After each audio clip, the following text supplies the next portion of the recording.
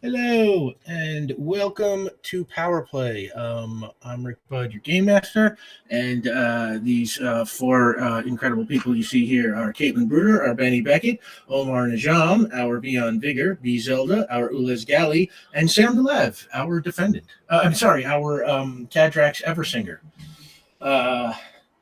Welcome everybody. And I can't, yeah, I say this every week, but like, I cannot believe we are this deep into the second half of the season, the seventh episode of the season, and it's just like this season has flown, and I cannot cease to be amazed by it. But all right, let's get through this. We got a lot to do tonight. So first, I want to throw out special thanks to Jake and Lauren and the mods and everyone at QueueTimes. We could not do what we do if you did not do what you do, and we love what you do, so keep doing it.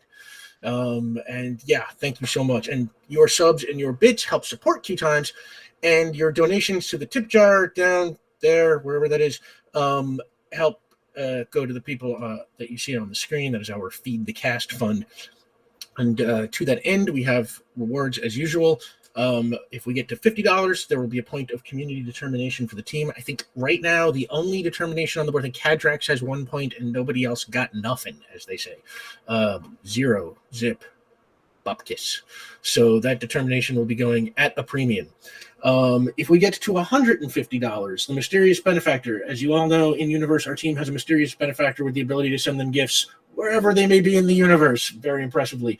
And we know that outside of the game, that mysterious benefactor is you, the chat. And so far this season, you have given the team a portable voice stress analyzer, a one-day gym pass that gave them +1 to a physical attribute, a tracer that works good for hundreds of miles, 4 long-range earpiece communicators, a one-time use hypno credentials, and universal translation updates for those earpiece communicators. And if we get to $150 this week, the team gets lawyer.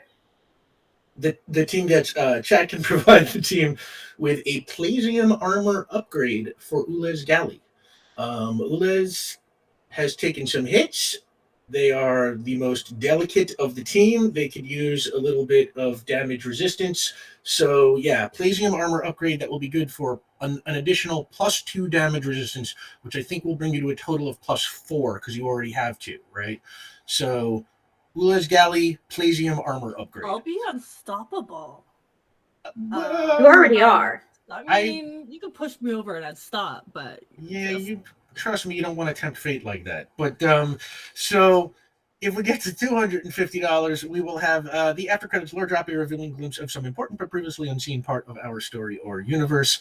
And you can always see these tiers in chat with the command unlocks. And if you can't support us by donating, you can help us out by liking and commenting on YouTube videos, sharing our tweets, stuff like that. We really appreciate all that. And fan art, oh my god, new fan art has been coming in. You all been killing it. We got like a kind of like a role-playing fan fiction thing from somebody. Like it just all the art you all make just totally just bowls us over. Please more, and thank you. And now you can get Power Play merchandise. There are t-shirts and stickers with Caitlin's wonderful character art, both original and the awesome updated character art where Benny's got lava arms and Kadrax is a Plasium buckler and all that stuff. Jake will throw the link for the merchandise down in the chat there. And what else we got? Yes, the game we play here is called Icons. It is published by Ad Infinitum Adventures, and it was created by a very cool dude named Steve Kenson. You can follow him on Twitter as Kenson, and I promise you, he is a great follow. The book edition I have was published by Green Ronin. They have been sold out for quite a while, so you either got to find some used copy somewhere, or you can get a PDF, or there's, I think, sometimes a print to PDF from Ad Infinitum directly. It is totally worth it. It is a ton of fun to play. You can follow the show at PowerPlay RPG on Twitter and Instagram. PowerPlay is now available as a podcast, so you can check that out wherever fine pods are casted. And that's the announcement. It's time for PowerPlay.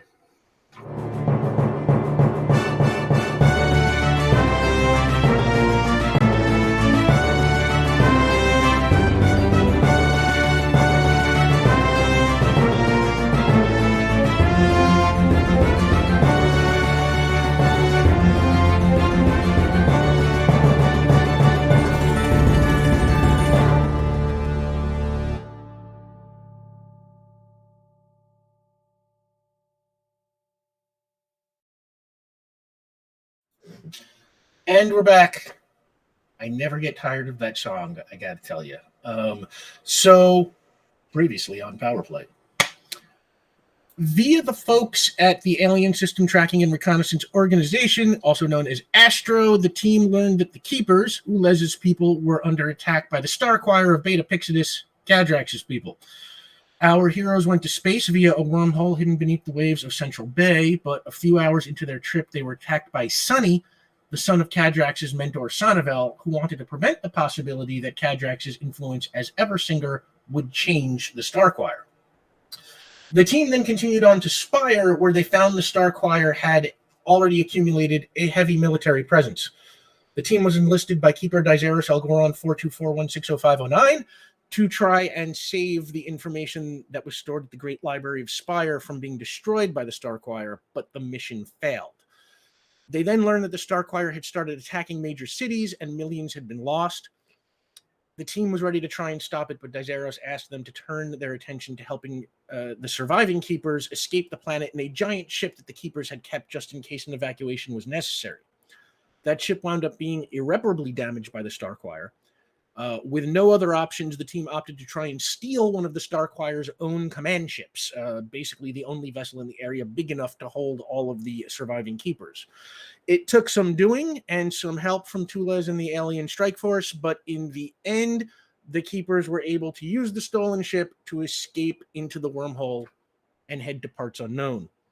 It was at that point that Commander Blair of the Star Choir, who had apparently come around to believing in Kadrax the Eversinger, asked Kadrax to come back to Beta Pixidus to stand trial for what had occurred on Spyre, and at the same time, take the opportunity to try and influence Star Choir leadership.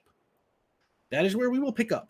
But first, I want to throw a thank you out to you, because apparently the first tier is already unlocked and we are like inches away from opening up the second tier. So, oh my God, thank you so much, everybody. You have been so incredibly generous with us, like unfailingly, and we just never stop appreciating it. We love you. The other thing I want to do is a quick correction. About 2 games back, I started accidentally giving Earth dates as though this was all occurring in June. That was because of a typo in my notes. We started the season in July, and like we didn't go back in time or anything. So I just want to let you know the correct date of the last episode was July 15th, 2021, not June. So that's on me and my sloppy record keeping.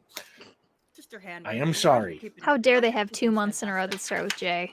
I know, you like, specifically. Whose idea was that? I mean, I don't know, probably some Roman guy, but like, whatever the case is, bad idea. Basic screenwriting. Don't give 2 characters names that start with the same letter. It's confusing. So yeah, we will pick up on July 15th. Now, it takes about 4 days to reach Beta Pixidus in this ship. Kadrax, you are not confined to the brig, but you are asked to remain in your quarters unless absolutely necessary. Commander Blair has informed you that he has been ordered not to communicate with you about anything outside of your direct basic needs, and he is reluctantly trying to respect his orders. So let's start off. Just what do you think the 4 of you would be doing over the course of these 4 days? Let's start with Ulez. Most likely trying to download and absorb all of the information on this ship, because like I didn't get to learn a lot of the secrets of the Star Choir from Sunny's ship, but this ship is probably just chock full of alien secrets. Okay, Ulez, do me a favor. Give me an interface roll. Yeah. I probably touched every single one of the panels over the course of the 4 days in this ship just to see what I could find. That's always +8. I'm gonna add my investigation because I'm looking and learning. Yeah, I guess this is kind of investigating. Sure. 10. 10. Okay, so this is a high security ship because it is used to transport prisoners and so on and so forth. So I'm going to say you have not gotten anything super interesting yet. Okay. I will also, I'm just going to throw this out there. I'm going to ask because you said it last week you asked me about this. Are you installing the part of Ezra Latricombe that you took with you? Yes. It's my new elbow joint. What would be okay? I want it to have I don't know what like the functioning purpose of this is, but like some elbows and animes have like this cool sharp bit that sticks out, and then like there's the elbow joint.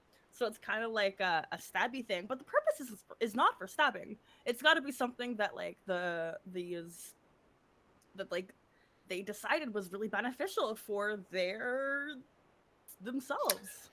Okay, yeah, you install that part and immediately you download, you integrate the personality of this Edger Latricombe the same way you integrated the personality of, Maria Serrano and every other, of the 5,000 individuals that are inside of you over the course of your life. And the first thing that happens is you immediately start having deep, reflective, philosophical thoughts because Ezra Latricombe is a philosopher. So all of a sudden, Platonic good, moral and categorical imperatives, Cartesian doubt, just circulating around in your mind, and also philosophy of aesthetics, and you come to realize that this exaggerated elbow joint is there to keep you from being ordinary looking, because the philosophy of aesthetics that this Ezra Latricombe subscribed to believed in, having your own style. Yes. Ugh. We feel very, very good. But why? And then we're gonna contemplate that for the rest of the day. Yeah, and you'll be doing a lot of contemplating now. Oh, I think we have opened up the second tier.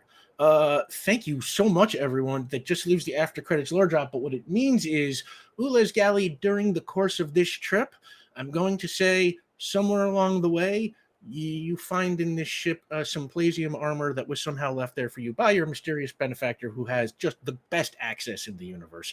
This person, whoever they may be, can just seem to get stuff anywhere. And from this point forward, you can add +2 damage resistance to your damage resistance on your sheet. In fact, I'm going to do that right here. Thank you.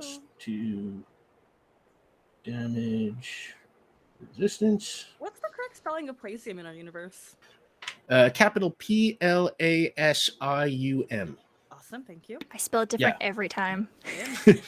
Well, it's a translation of an alien language, so it's one of those things where it's like whatever phonetically gets the job done for you is acceptable. It takes a lot of practice. I'll work in Neoplasium. And that's how I'm going to remember everybody. how to spell it. That's how I'm going to remember that now.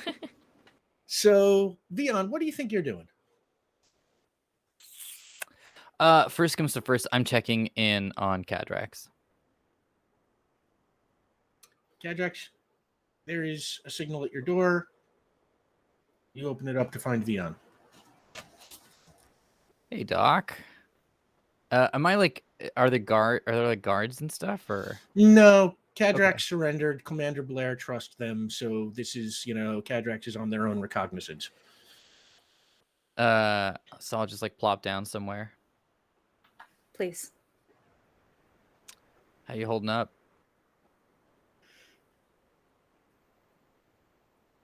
What are the expectations I should measure against?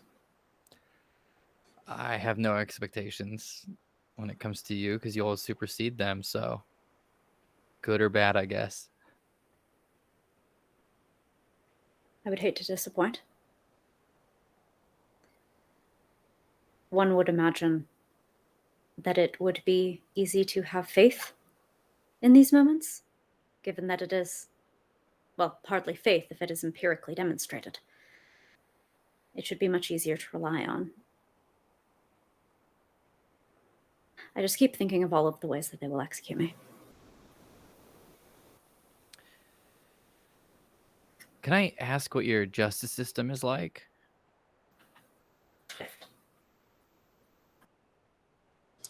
That is to say, not getting into a big thing of it, but like, do you value like equality or control more?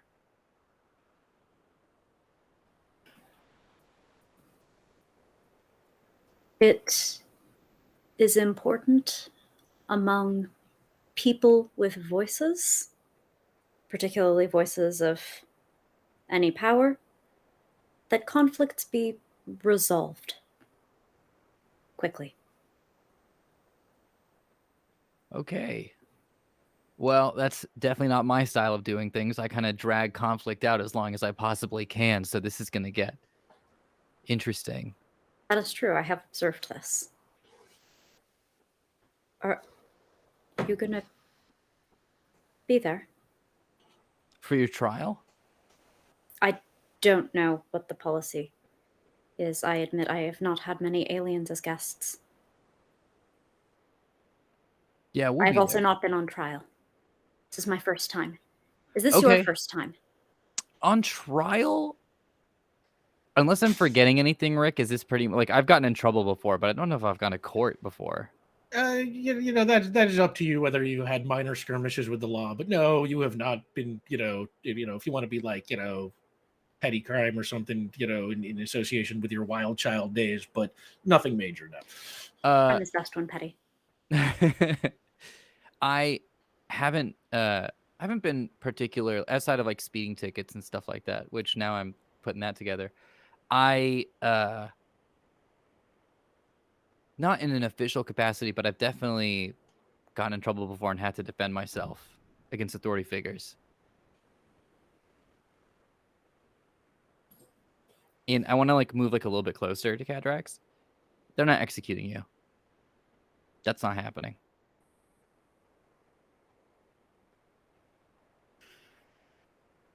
These are my people. I am answerable to them.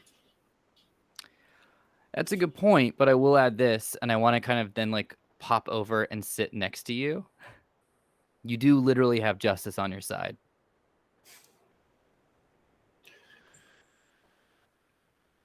I did not feel I have faith, but that is unexpectedly comforting. Eddie, what do you think you're doing over these 4 days? I think she tries to like entertain herself for like 30 minutes before she's kind of like, nope, this is not where I belong. She does, I think, a little bit of like if there are windows and stuff, she probably takes like way too many photos of the windows like in space. She's never gonna get this good of look at stars like ever again. But when she is just out and about, I think her main task throughout these 4 days is like hanging out with Kadrax until they send her away, because like she's had to do the whole house arrest thing, like even it was like on purpose, and like it wasn't like she was in trouble, but she spent most of her childhood alone on the farm with just her, and the stuff that made it bearable was like when like Will would come and spend the day with her, or like if she was stressed out, like she had like her friends, her few friends who could come to the farm, and like, and it's not being stuck to a single room because she had, the whole farm, but like it's, I think in her mind it feels like a familiar thing. So I don't think she even presents it as like a I'm here to keep you company. I think she just like shows up sporadically and will like hang out until it seems like you are bored of her or want alone time. I think she brings I think at some point she like just will ask apropos of nothing if you want to spar. Yes. Yeah, like we move the like furniture out of the center of the room, and just like, because this is pent up. This is, you're being pent up right now, and this was something that will help, that Benny knows. So we'll do that for as long as they they feel it's fun. And the only other thing is, while we're here, do we have any access to any sort of like Earth anything? Like, can we access any Earth networks from here? No. No? Okay, so then never mind. Then that's what I got. Again, because it is a prisoner transport. It's like, That's fair. it's like it's pretty Spartan existence for these 4 days. But That's cool. All right, then yeah, then that's what yeah, I do. but that's great. I love that image, y'all sparring. So Probably a couple times, I would assume. 4 days is a long time to be stuck in a single room. yeah. So when the ship gets close to the planet, any of you want who can go to the observation deck, and those of you who do, see Beta Pixidus. It is a much smaller planet than Spyre, smaller than even Earth, maybe. It orbits an enormous pale yellow sun that from Earth is part of the constellation Pyxis. The trip through the atmosphere is nice and smooth, and soon you see that you are headed to a city, a crystal city. It is the afternoon of July 19th, 2021. The crystal city is nothing short of magnificent. Its buildings are giant, unbroken slabs of crystal, like biggest skyscrapers, with windows and doors and decorative features like carved right into it. It glistens in the sunlight. It is just really something to see. The ship lands at a hangar, and Commander Blair rounds you all up. All right, come on. We got a tight schedule to keep. You can all come. Oh, it is allowed that we all travel together? Yes, Kadrax is on their own reconnaissance, and as a function of the fact that they surrendered. I don't expect you to run, and they take my recommendation. Okay, well, we thank you. He leads you on foot out of the hangar and through the Crystal City. The buildings here, they vibrate at like an atomic level. It's not perceptible to most of you, but native Pixidians are constantly aware of the hum. Kadrax, you know it well. That feeling for you is the feeling of what became your home. Pretty much all of the Pixidians you pass are in fractal form. The city has other aliens in it, but the vast majority here are fractal Pixidians. Kadrax, you can easily distinguish them from each other, but the rest of you kind of have that outgroup bias. It can't quite tell one from another without a great deal of effort because of the weird shifting fractal nature of their features. Finally, as you walk through the city, you notice, like the way in Port Ruby, there are little patches of grass outside buildings. Here, the grass is teal, and everything, all those little patches of teal grass have kind of a yellow and purple wildflowers growing in them, which probably, yeah. I would like to break off and grab some flowers. Absolutely. Ulas, you now have yellow and purple wildflowers for your inventory from Beta Pixidus. Finally, you arrive at the Office of Prosecutors. Commander Blair leads you inside to a waiting room on the first floor, and he seats you all. After a few minutes, a Pixidian wearing a sort of darker, much more formal version of Kadrax's suit comes out of the office. He is in fractal form, and I will say he speaks with the voice of Kurtwood Smith. You must be Kadrax of the Blue. I am. My name is Forte. I'll be prosecuting you. Today is your deposition.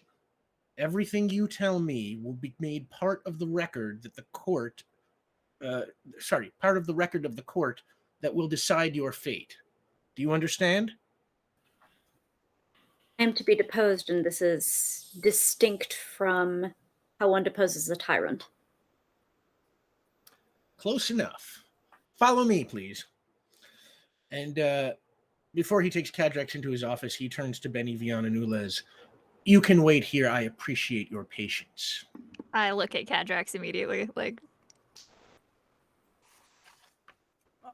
Kadrax has been nervous and tense since we arrived within city limits, easily. I think Benny probably in particular notices in that sort of the world is breakable way.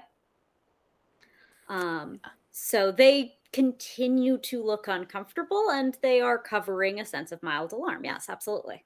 Basically, I think Benny's more just looking for confirmation. Do you want us to stay out here? Like, that's kind of... They're overlaying the alarm. They are trying to be smooth. He leads Kadrax into his office, and closes and locks the door behind him. Kadrax, the office is pretty bare bones. There are legal recordings on the shelves, filing cabinets along the walls. He offers you a chair facing his desk, and then he turns on a recorder and takes out a pen and a pad. Kadrax, is that name Eridanian? Yes. Never really liked Eridanian names. There's no music to them. Anyway, let's start at the top. What happened to the Knights of the Blue? As I understand per hearsay, during our mission to the human governmental headquarters, they were ambushed by extraterran combatants and defeated. He scribbles on his pad. And what have you been doing on Sol 3 since the demise of the Blue? Maintaining my cover as best I was capable and attempting to keep channels of communication open.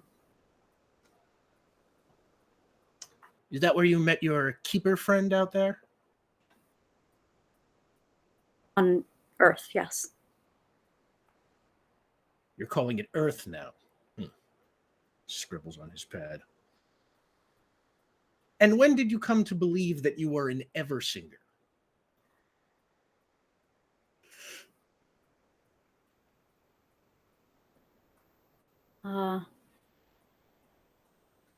About a quarter of an Earth revolution ago. Could you describe the circumstances? I was dead, and then I was not. And he scribbles on his pad. How did you come to be on Spyre? A spaceship was involved. For what reason did you go there? To witness.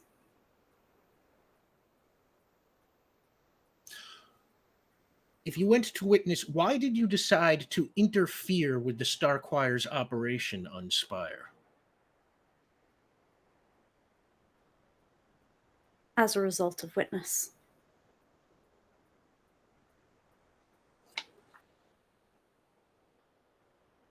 Did you assist in the theft of a Star Choir command ship?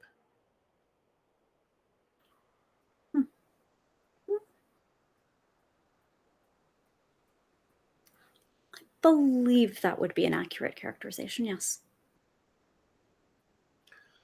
Your will was cruel, and it made your song discordant. Reflect until you can return to harmony. This is the word of Kadrax Eversinger. Are those your words? I like to think it had a more melodic presentation. So then you've been calling yourself Kadrax Eversinger since Sol 3?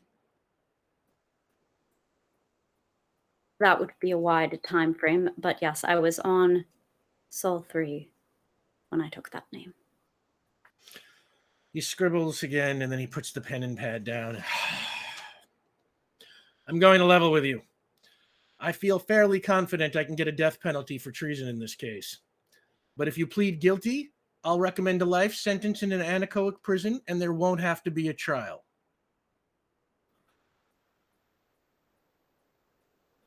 That is a generous offer under the circumstances, and I understand your confidence.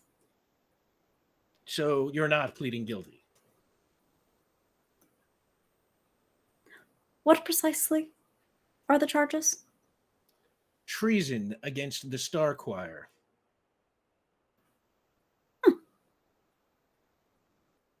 No, there are perhaps other smaller charges I would be willing to plead to, but that one, no. Scribbles on his pad. Okay, in that case, your hearing is set for tomorrow. Commander Blair will now escort you to the Temple of Phonos for a theological examination. Very well. He leads you out and sends you back to the waiting room where you find your friends. Could I have been listening to that and then kind of broadcasting it through our communicators to Vion and Benny? Wouldn't we all just have them? Were you? I mean, yeah, I guess you could have activated your communicator and let us listen. I don't think that's important enough to require a retcon, So I'll say yes. You can all be Okay. aware of that, so that Just something Kadrax to- doesn't just have to repeat it all for you. Yeah. So we're all very wide-eyed when you come back. Benny Cool. has been pacing since the moment you left the room, so. Oh, welcome back. Reflection. Uh-huh. Is there anything that we can do at this time? Kadrax. How are you at studying for theology? Well, as of today, we believe that we are quite adept. We have spent a lot of time internally contemplating a lot of questions that we have never really considered before. What is our purpose? Why is our existence here? What is the meaning of the stars? Vion turns to who was like, "What the hell just happened?" I think Benny catches your eye and just kind of like questioningly like taps her own elbow, like is that it? So, theology, yes. Is there some information that you require?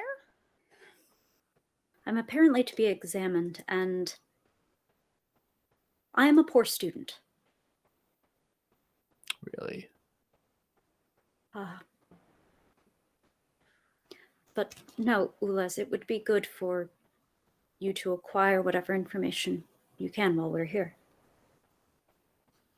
Yes, we will. Also, would it be presumptuous to assume that all of the data that, and like they're gonna kind of like get in closer and use their whisper voice, all of the data that was taken off of Spyre should be located in some of the data banks here? There has to be a server that contains the backup that was taken. I'm very sorry. That would be tremendously difficult, if not impossible, to access, and you would not be allowed. We understand. Yes. I'm very sorry. We thank you. And then Ulaz is going to start looking around for control panels, the usual stuff. Ulaz, you can find a control panel, say in the lobby that's out open to the public. Make an interface roll. Okay, so at the moment, I would really like to figure out, I don't know, where's the server room? Where do they store their, the data, all those external hard drives? Something to that effect. Oh, that's fantastic. Without my investigation, that is a 12. With it, it's a 14. This being a public computer in a courthouse, obviously you're not going to find top secret military stuff in it. Mm-hmm. What you are able to, I'll say with a 12, you can determine that you would need access probably to some sort of secure military database, which would be probably on a military base. And if I look up where the nearest military base is? There are military bases within a few hundred miles of the city, small ones in the city. They are obviously incredibly secure. And whether or not you'd be able to reach any of them in time, considering Kadrax's trial and tomorrow, is going to be a little up in the air. But let's say you are aware of a couple of sites in the city that might have military computers. Okay. And if not those sites, are there any individuals that might potentially carry that information on their persons? Any high-ranking conductors or anything? Nah, that would be like, like the president, that would be like the president, like carrying like the secrets of our nuclear arsenal. It's like not just the codes to get to those secrets, but actually the secrets themselves, So you would have to get into a military base. This is, they just conducted a whole war to get this stuff. They've got it locked up. All right. Thank you. And then Commander Blair leads you back through the city to the Temple of Phonos. The temple kind of looks like a crystal castle surrounded by a lush teal lawn. In front of it is a statue of Phonos, the first Eversinger, being slain by the beast Mifletzit. If I'm pronouncing that correctly, Kadrax. Blair sends you inside, and he sits down on a bench outside to wait. Inside, all four of you are welcome to go in. You find a Pixidian in white robes waiting for you. He is a fractal and speaks with the voice of Liam Neeson. And he says, my name is Legaton. I am the high priest here. It is my job to determine if you are, in fact, an Eversinger. Is it going to be the hard way? Oh, no. This will be physically painless. Are you okay? And he sort of puts his hand on your shoulder, sort of in a comforting way. There's nothing to fear here. There is good cause to fear, but yet some relief that I do not die today.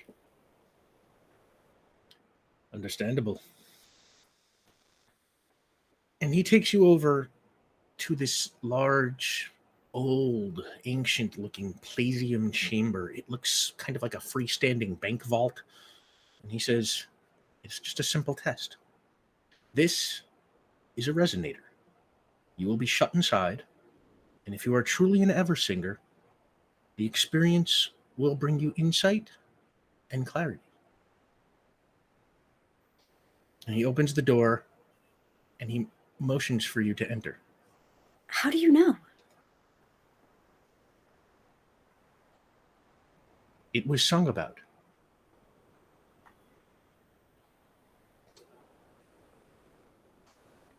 Were we allowed in, or do we have to wait outside? You have to wait outside. That's fine. Go heist.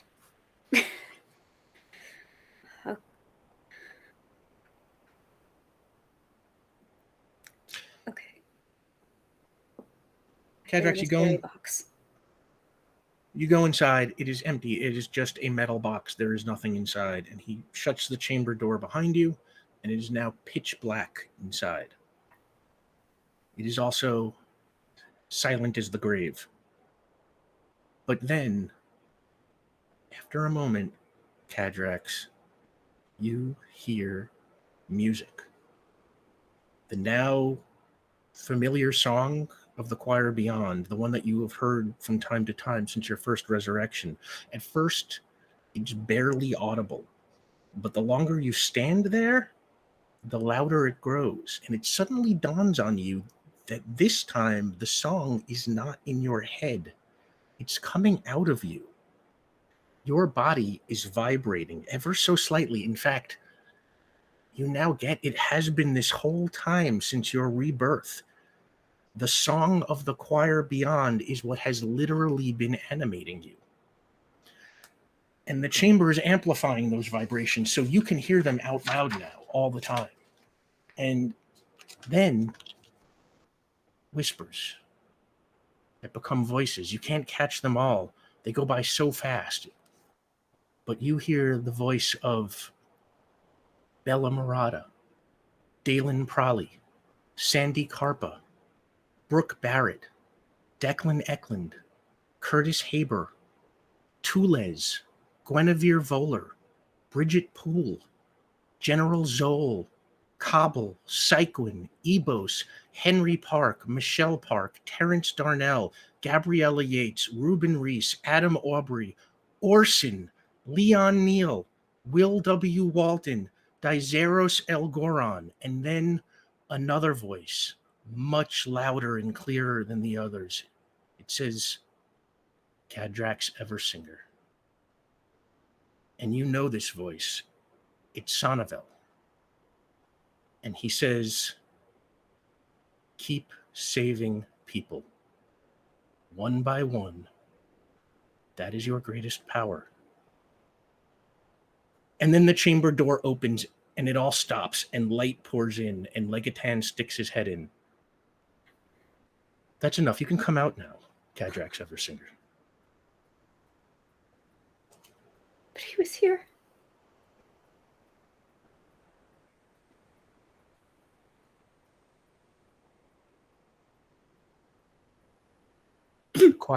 The choir beyond was here. Yes. I will submit my conclusions to the court. Now, I am supposed to have Commander Blair, and he points outside, escort you to your quarters to await trial, but there's someone I'd like you to meet. All of you, please come with me. Yes. And he points at you, Ulez. Okay. And he leads you to a small chamber off the main room, and inside there is a Pixidian woman in civilian clothes sitting patiently in a chair. Legatan nods at her. And with the voice of Judi Dench, she says, "Are you the ones who stood against the Coral Marines during the fall of Spyre?" Are we going to get in trouble for that?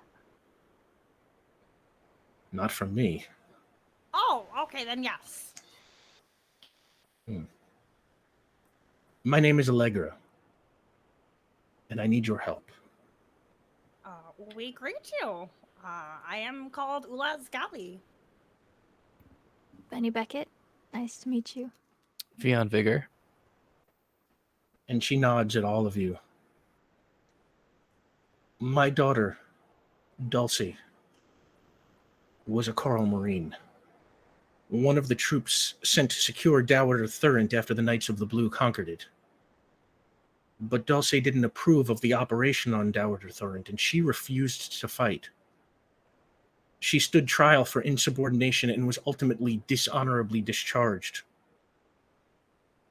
After that, I got her administrative work in my office. Nothing terribly important, just assistant level stuff. And then 3 months ago, Dulce disappeared. She called me from her apartment that night and nothing seemed amiss, but the next day she failed to show up for work. The military police were dispatched to her apartment and they found what they say is a suicide note explaining that Dulcie was ashamed of her actions on Dowager Thurant and planned to throw herself off the Trinitone Bridge. Her body was never found and the case was ruled a suicide and closed. I don't believe Dulcie was ashamed of what she did at Dowager Thurant. If anything, she was proud of the choices she made. The military is incredibly powerful here, as you know. So I don't know who on Beta Pixidus I can trust. But based on your actions at Spyre, I damn well know 4 of you aren't in league with them. That being said, I do not know how your trial will turn out either. So I am asking for your assistance now, today. Will you help me figure out what happened to Dulcie? You are willing to trust us? Are your people not full of suspicion and dislike for those other than themselves? Have I been misled? I have only truly read about you with the exception of my ally Kadrax.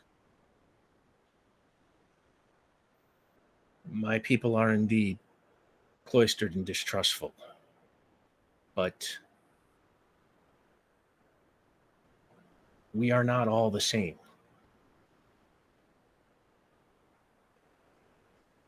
We must ask a favor in return if you wish our services on the planet that I have resided upon, Earth.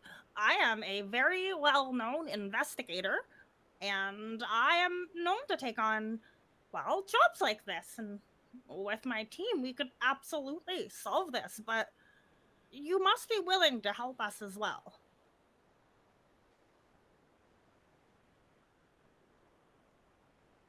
What is it you want?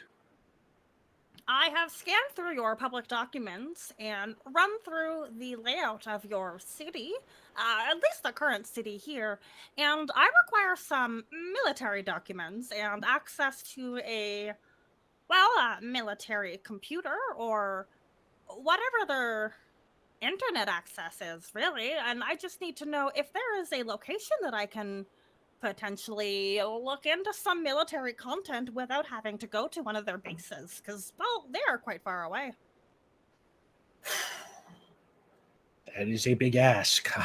I am not military, and I don't know that I can assure access, but I can damn well assure you that I will do everything in my power to arrange that, if it is at all something that I am capable of.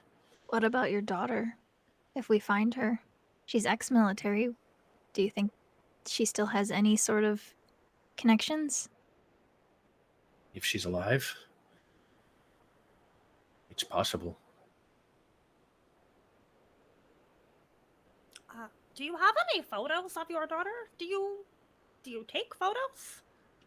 My people never used to take photos. We would always draw renditions or sculpt them, but something so we know what Dulcie looks like would be very useful. I have a voice recording.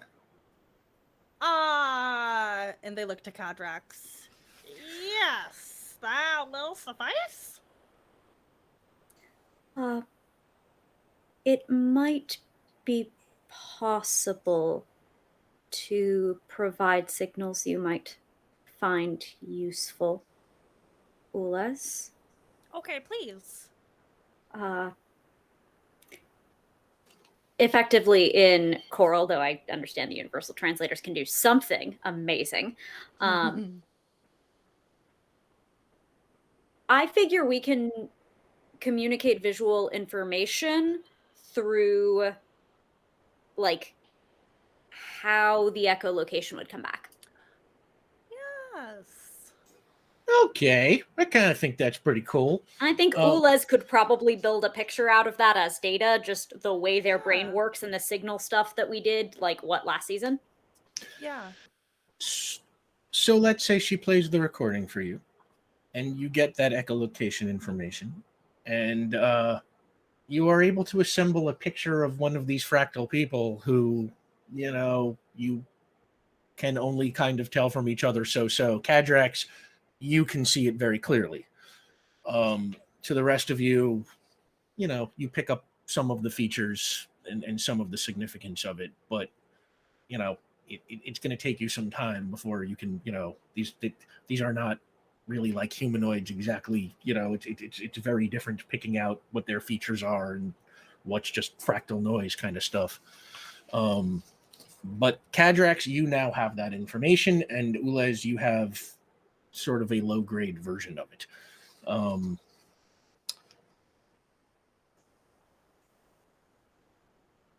There's not much time. Can I take you to her apartment? Maybe you can start there. Oh, yes, please. That would be good. And then Ulez will turn just kind of briefly towards Vion. It looks like our work is never quite done. I couldn't agree more. Unfortunately. And Legatan guides you to a back door, and he says, "Don't worry, I'll cover with Commander Blair." And the four of you leave with Allegra, and she leads you to through the city to an apartment building. The building is, like the other buildings, another slab of crystal with windows cut into it. But Kadrax, you can recognize, because you know the city, that this is kind of, lower middle class apartment kind of stuff. Nothing super fancy, I will try as best I can to provide Port Ruby analogy to my allies, like the comparable neighborhood. Yeah, absolutely. You're kind of like, all right, this is sort of like mid Baronsdale, like warehouse city, like where Benny lives. This is kind of, rich people people with family level incomes, probably not. This is like a lot of single people, students. It's the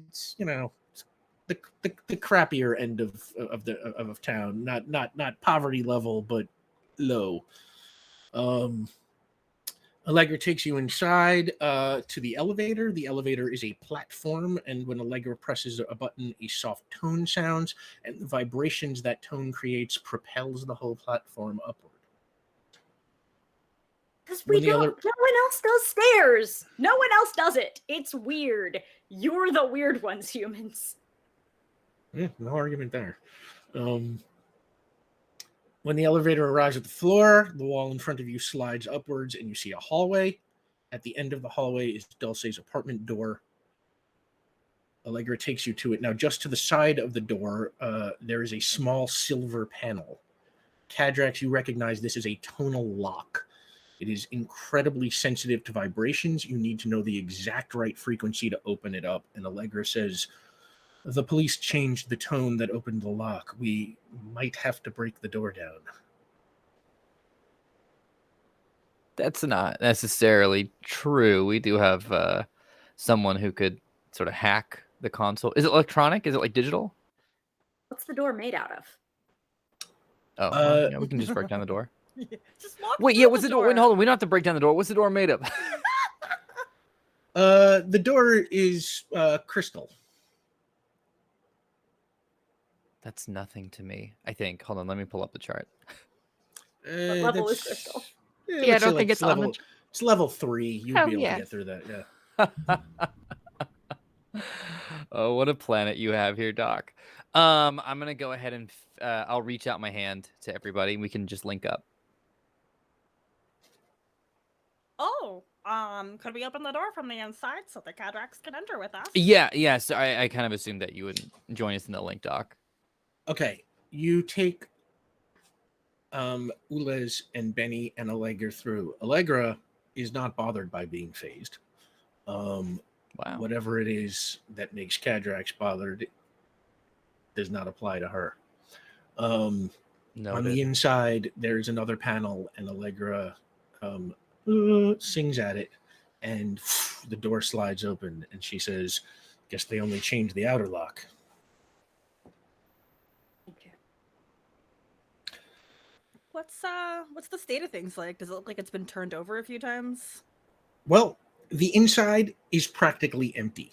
On one of the walls, there are some framed waveforms. Kadrax, you recognize these as like kind of family mementos. Something like, printouts of specific voices from important moments, kind of one of their equivalents of like photographs, very common amongst the Star Choir. Otherwise, it kind of looks like this place has been cleaned out. As far as you can tell, most of the furniture is gone. What's left behind is just, a couple of chairs. Bookshelves have been empty, or recording shelves have been empty. I think Benny just kind of looks at Vion like,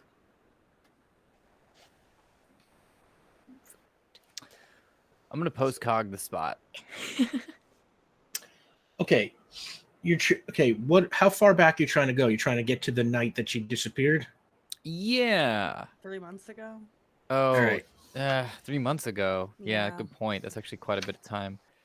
Well, you have gone further back before. You can give it a shot if you want. That's a good point. But yeah, it will. I won't get. Yeah, we'll wait for rules lawyering to happen later at the trial. Let's just go for the night of the disappearance. all right, Vion, give me a postcard roll. All right, this is 4 plus roll. Yeah. Changing die. It's gonna be an 8. 8. Okay, that's a moderate success. What do you get for moderate success? Okay. 4 Pixidians in nondescript kind of garb. Just civilian clothes. Enter through the door. You see Dulce. She looks kind of surprised. She's fractal form, and she tries to get around them, but they easily grab her. And one of them uses their voice to create a tone that quickly puts her to sleep. and one of the others grabs something, kind of looks, uses it like a communicator. In fact, he speaks into it, and you hear him say, "This one goes to Mute Valley," and he switches it off, and then your vision ends. Wow. Did they say Mute Valley? Were you broadcasting? Yeah, 100%. There's To no everybody? way I was going to take it upon myself to describe any of that. To everybody, even Allegra? Yeah. Yeah. Allegra, what is that? Mute Valley is an area in the Plesium Mountains west of the city. As far as I know, there's been nothing out there but trees and Plesium mines that have been closed for centuries. Could those mines have been repurposed into a prison of sorts? I suppose anything is possible. Ooh, kitty. I say we head there as soon as possible. What is our timeline like? Kadrax, do you have the time to assist us with this? It is very important that we are there for your trial. We must support you in any way possible. I still have the greater fraction of a rotation. To keep things nice and simple, let's say if we were dealing in Earth terms here, Kadrax, you have like 16 hours. Yeah, I was sort of mentally 18ing, but yeah, exactly. Okay. That's sort of like we got a day and a half kind of vibe. So yes, the greater fraction of a rotation. Okay. Easy. Yeah, we've done more and less. Okay. Can we fly there? And Allegra's like, I am afraid I am a little old for field work. But I'll wait for you at the Temple of Phonos. Okay. Please. That sounds good. Look into any information that you can about any military outposts that we could potentially co-opt. Absolutely. And we got this. You've got the best detective in the universe on the case. Oh, yes. I nod to a very confident Wes. And Allegra's, I take great peace of mind from that. Good. If the commander asks about me, please do not lie to him on my behalf. If that's your wish. He has done right by me. I would not feel honorable deceiving him. I understand.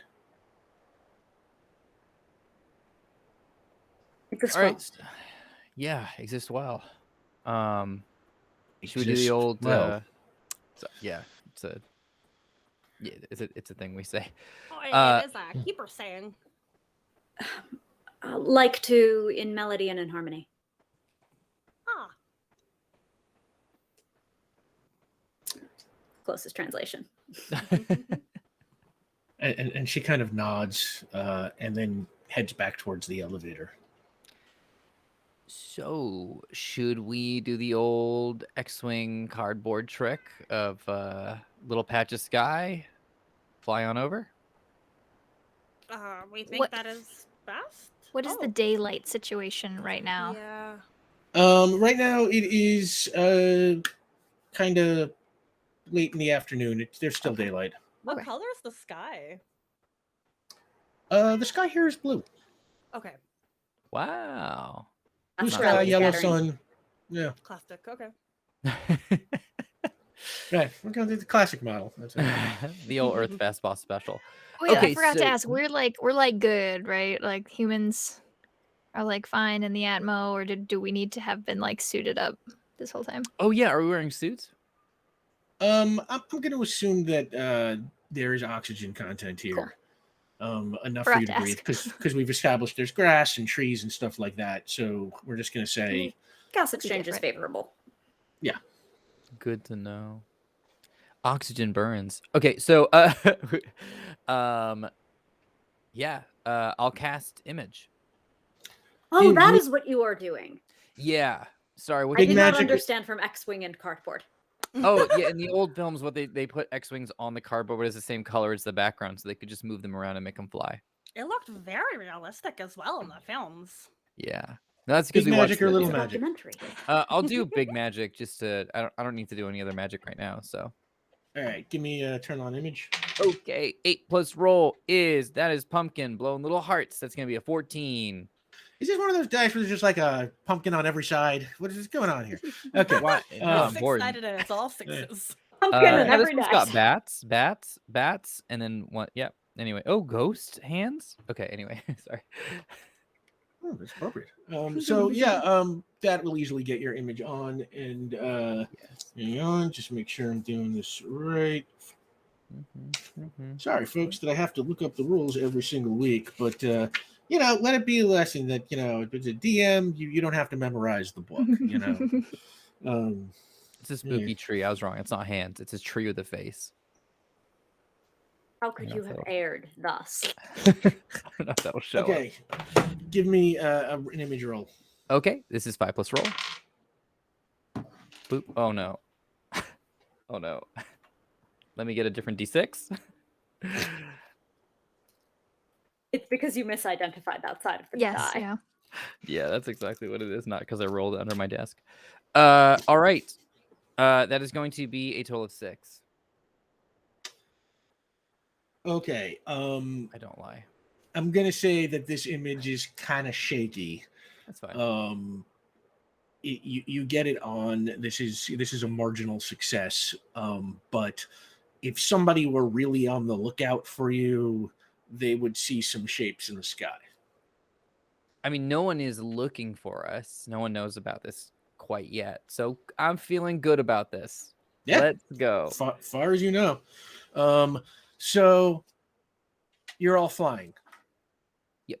Kadrax, you're just gonna take everybody. So Vion, you're not I casting have, anything. I have passenger. Kadrax will look at the image and look at their allies. Do we need to be sonically stealthy? Oh. Well, that might be something that you can determine. Yeah, you will there tell be us, I folks guess. that are going to look for us? I wasn't too sure the level of stealth that was necessary. But I also don't know the severity of the Mute Valley. Is it a scary place? Can we just saunter in? Rick, what do I know of the Mute Valley? Very little. There's really no reason you should know anything about this area. It is, just some area, a few miles outside the city that is just mountains and trees, maybe, the kind of place people might go hiking, but like it's not like a popular spot or anything. As It's far as just, I know, it's just a nearby named geographical area. Right, Yes. I know this like I know Pacoima. Got it. Yeah. Theoretically, Great. yes. Great. Been and at there, home, maybe. if you're Sure, like, yeah. I don't know what Pacoima is, correct. it's one of those places you're not even 100% sure it's real. It could just be like a plot to fool your enemies. It's like, Please but, just don't make me point to it on a map. Yeah. Cool, got it. Message received. I know very little. I was not allowed on the excursion in Oh. educational period. Oh, I love field trips. They were always my favorite. Well, perhaps then we could benefit from hiding ourselves sonically, just in case. We don't particularly like surprises that have the element of danger in them. That is reasonable. Mhm. I'm gonna roll. I'm gonna throw an O die back in because I'm nervous being like back home on Breakable Planet. yeah, that's everybody here can kill you, or anybody, but I spend a people life here. conditioning being nervous about using my voice in this place made of crystal. We're just gonna have to O die on this one. I like it. It's Pavlov. Sorry, Al. But give me a complex task roll Yep, to turn we're on good. your Sonic. On that. Good. If they fail, would they get a point of determination? No, I got to activate that as a trouble on purpose. Okay. But nice try there. I don't know, Caitlin opting Bruder, into attorney I at know, law. no, To I'm an O die, creating I will always ask. homebrew mechanics to get Yeah. myself into trouble rather than Yes. use the one that's right there. Nonetheless, that's a 12 and the O die tried to go flying, but it did not go off. Fair enough. So you said it was 12? Yes. Okay. That will get the job done. You are sonically shielded in case anybody is, listening for you, Starquire style. You fly off, and at Kadrax's speed, Kadrax flies at what was it, level 2? 55 miles an hour, I want to say. 55 miles an hour or so. Yes, fast as a dolphin or a horse. And because you are flying, you don't have to worry about obviously streets or bridges or stuff like that or bodies of water. So it is kind of a direct, straight line kind of trip. That being said, it is still a few miles outside the city. Takes a little while. Plus, you want to be cautious, make sure, like I said, you're not being listened for or watched or anything. But by the time you reach the valley,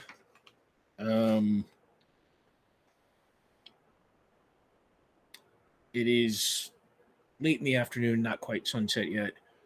And from above, you see a fairly desolate mountain landscape. There are gravelly paths and boulders that have slid down from mountaintops, thick teal trees that look kind of vaguely like evergreens, but, teal. And everyone's, tell you what, give me an intellect roll. Okay. 9. 9, 7, 11. 11 11. as well. Okay. Hey. Between you all, you see all that, and every once in a while you can spot, what looks like it is possibly the opening of an old Plasium mine, like Allegra told you about, that has been sealed up. You can sort of spot the shape in the sides, but there's a lot of them. But this area, like she said, was just this was an old Plasium mining area back in the day, and all of the mines are sealed. Do you land? Or do you keep flying? Are you spotting from the air? Sounds up to you, Kadrax. Thing. Yeah. Give me a ping roll. We're still all right, and it's still a 12. 12. I forgot how much this stresses me out. Gosh, this is ludonarrative. Okay. Have we determined what is the range of your ping? That would power level. So the power level would give it a bazonker's distance. Oh, yeah, this is like a distance thing. Okay, so it's like, I feel like we have adjusted this in the past, like the way we adjust Benny's stretching, because the distance chart does not quite, make sense for this application. But let's say Narratively convenient, but like 80% of what would be maximally achievable.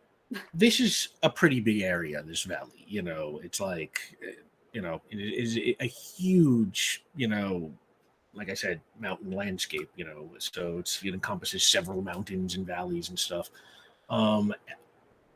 For the most part, your ping can penetrate most of these mountains.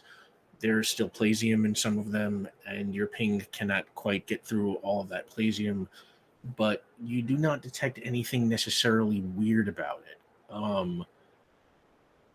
I will say that part of your ping comes back to you with a weird tone. When you send the ping out, you listen for, how long it takes to come back.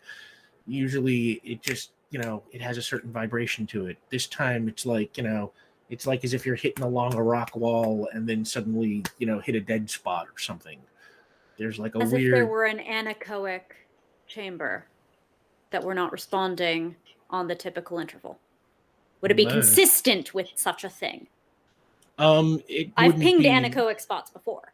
It wouldn't not be inconsistent with such a thing, to be confusing as I possibly can. No, yeah, something Why like be that. so negative, Rick?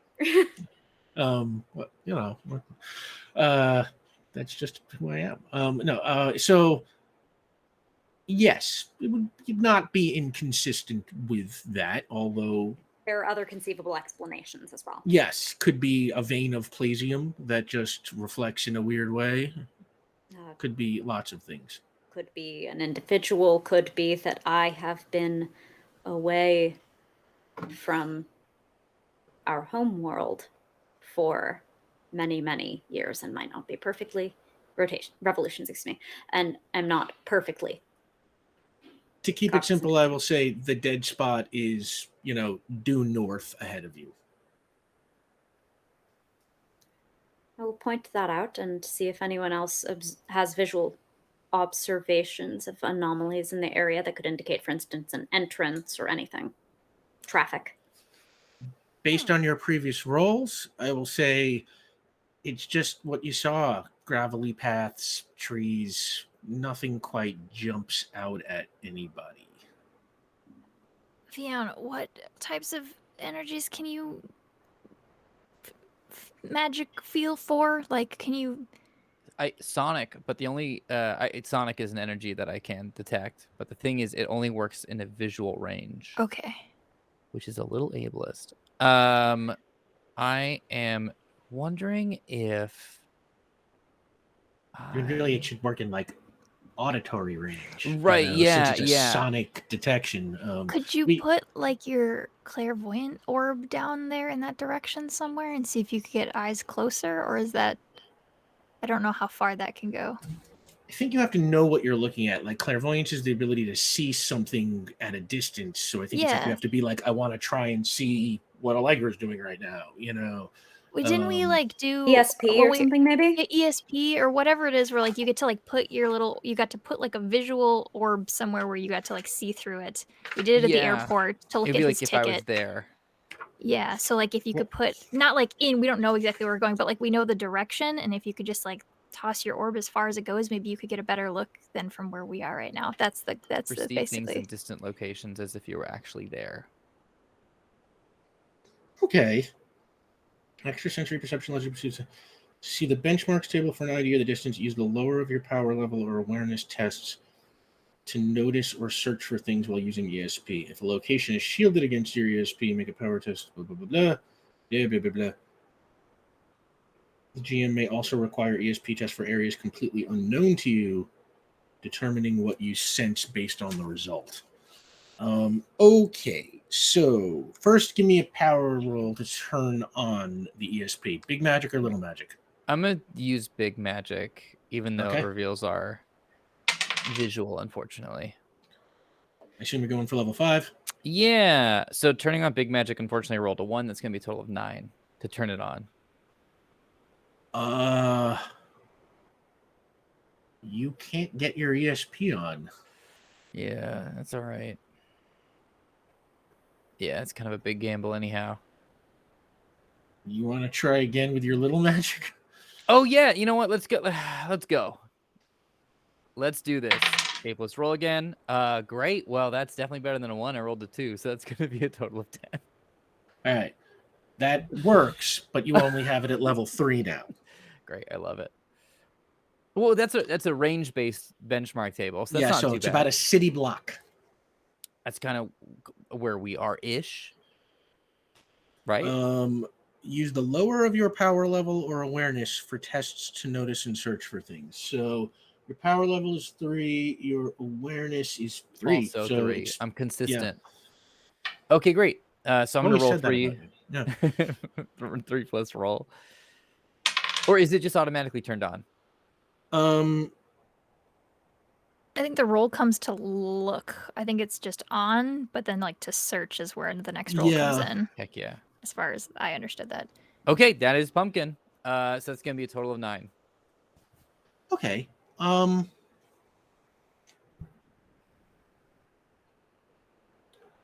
You send your ESP, your mind's eye, a city block ahead to the north. For the level for level 3, what you can use it as, at first, everything just seems as it looked from the air, but then you catch the wisp of what looks something like a tire track that kind of appears from nowhere in the road and then disappears from nowhere in the road, perhaps as if somebody, had tried to cover it up and missed a spot or something. Sorry, question. Do you have an investigation skill? I 100% have an investigation Would that have skill. been added to this? You're looking. You're investigating. I am looking. Keep that in mind for next time. Shoot. Honestly, you should totally be consulting your attorney before you do anything. Honestly, it's like, as an attorney myself, I would just say you never act first without first finding out. And you've That's got one such of good the advice. best. I wish I'd followed it earlier. You've got one of the best in the business right here. Sorry, I'm not helpful. Benny is not helpful here, so Caitlin is just thinking very hard. Now we're keeping you for making an entrance if we can't find one. There's tire tracks down there.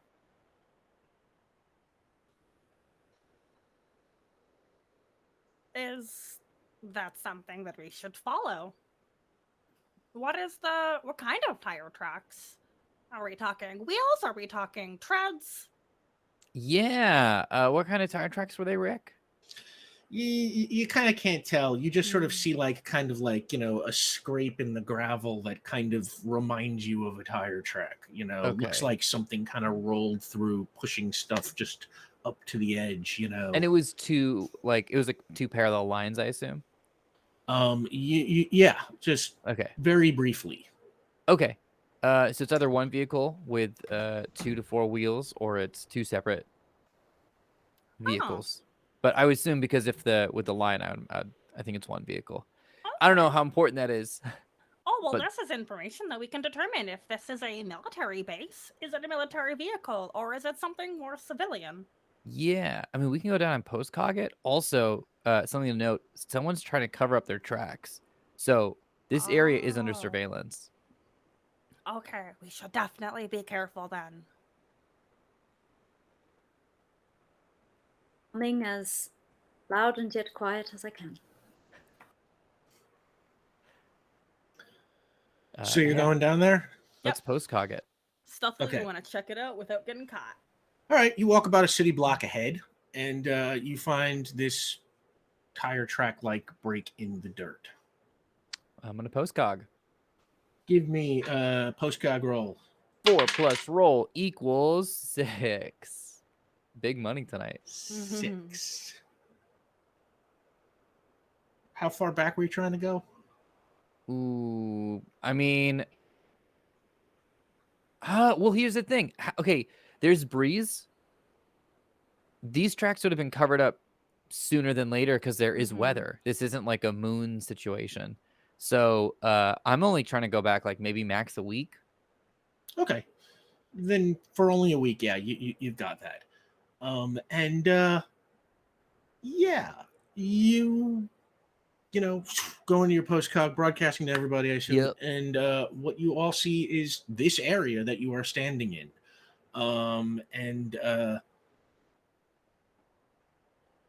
It's quiet, breeze is blowing, and then there is a little bit of a rumble, and slowly coming up the path, Kadrax, you see a vehicle that you recognize as a military transport. It has a device on the back of it that kind of rakes the gravel behind it, covering its own tracks as it drives. It drives up the path past where you're standing and disappears over the rise.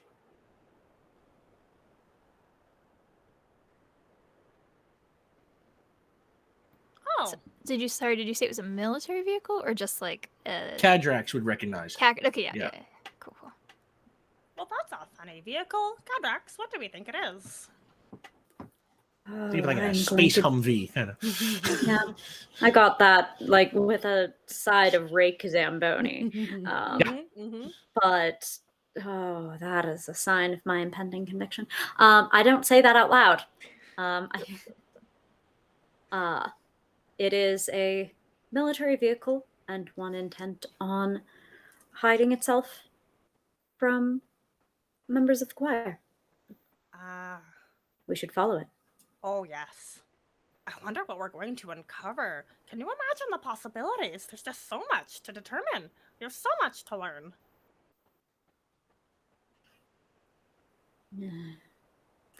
May it be everything you hope for. I'm gonna turn on danger sense at level 5 if I can. Danger sense. Your spider senses. Okay. Danger sense is a special 6th sense for imminent danger. You can use your danger sense level as the ability for reactions to defend against attacks or other sudden dangers, and for awareness tests to notice those dangers. If your danger sense level is lower than the associated ability, you get a +1 bonus to the tests using the ability instead. So your awareness, what we established, was a 3. So you're trying to turn it on at level 5? That would be great. Okay, give me a magic roll. 8 plus roll equals 10. That will get the job done. You Heck now yeah. have danger sense level 5. So I will start rolling your awareness as you go to see if you are detecting danger. Great. What's up, danger? Okay, so let's just head in the direction that the vehicle went. Okay. I look back real quick.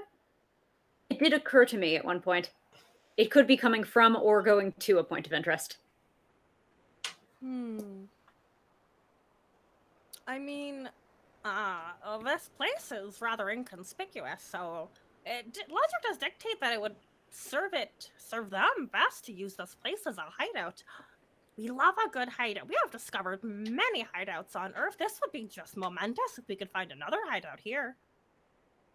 Was the way we saw it going deeper into this valley or towards the city? Deeper into the valley. Okay. I would say Let's go. the way that we saw it going in the vision. And if not, we double back. Oof, that lawyer brain, man. Okay. So yeah, you head off in that direction.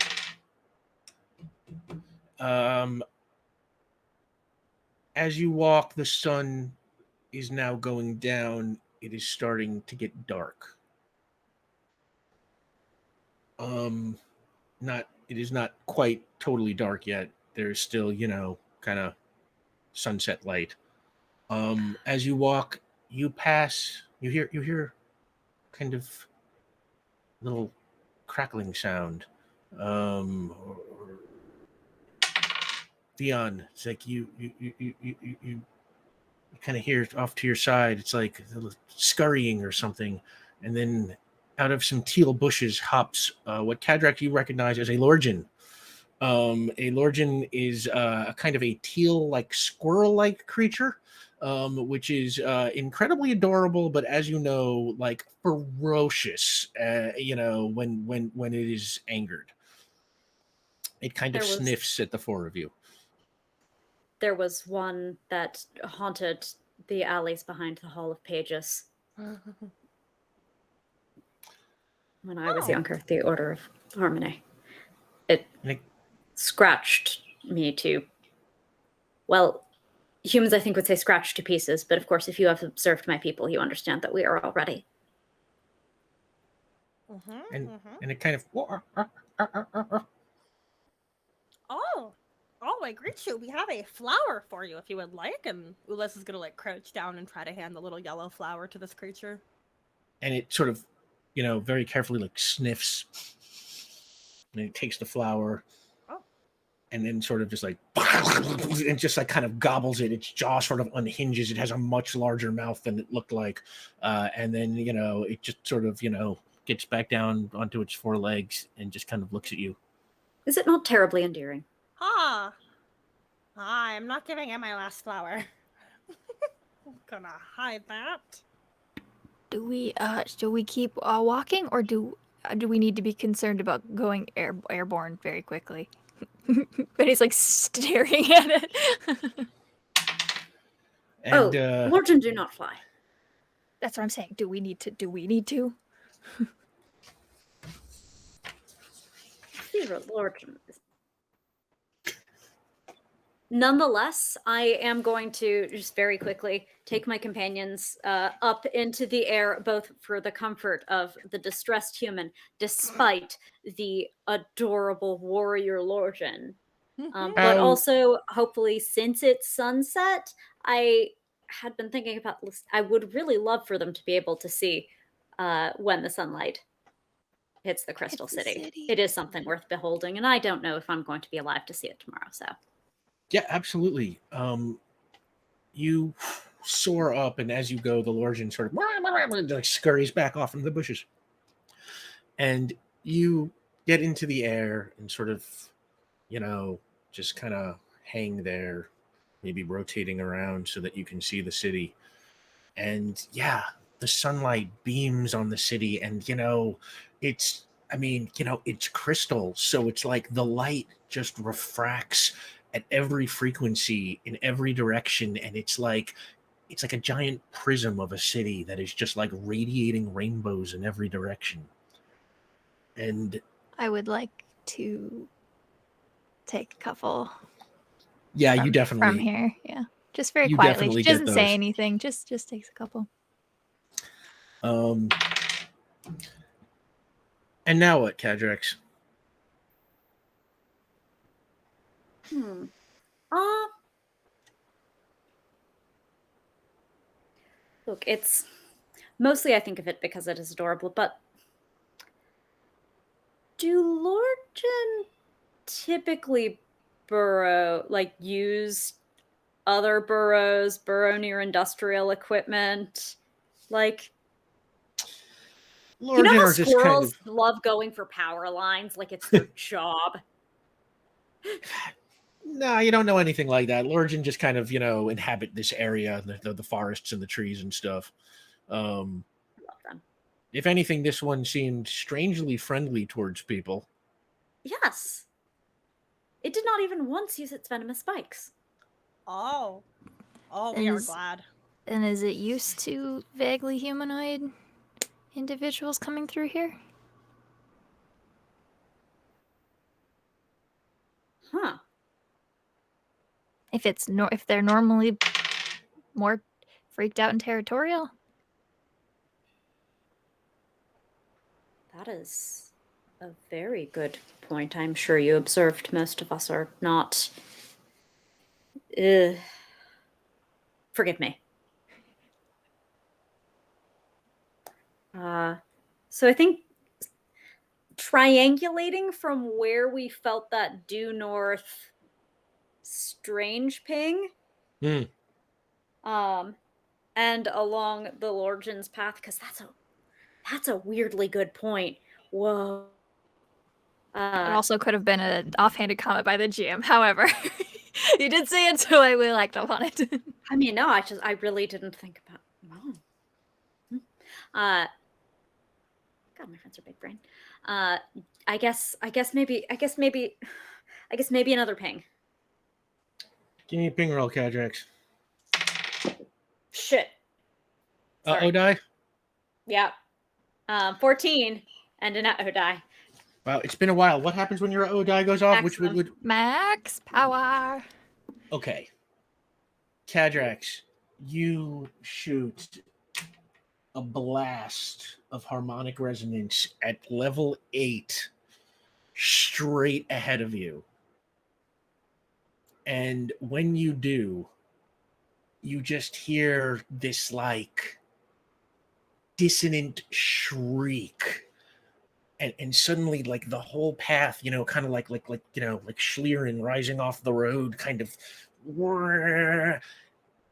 and you realize your tone has obliterated something that was generating a tone that had created a sonic wall.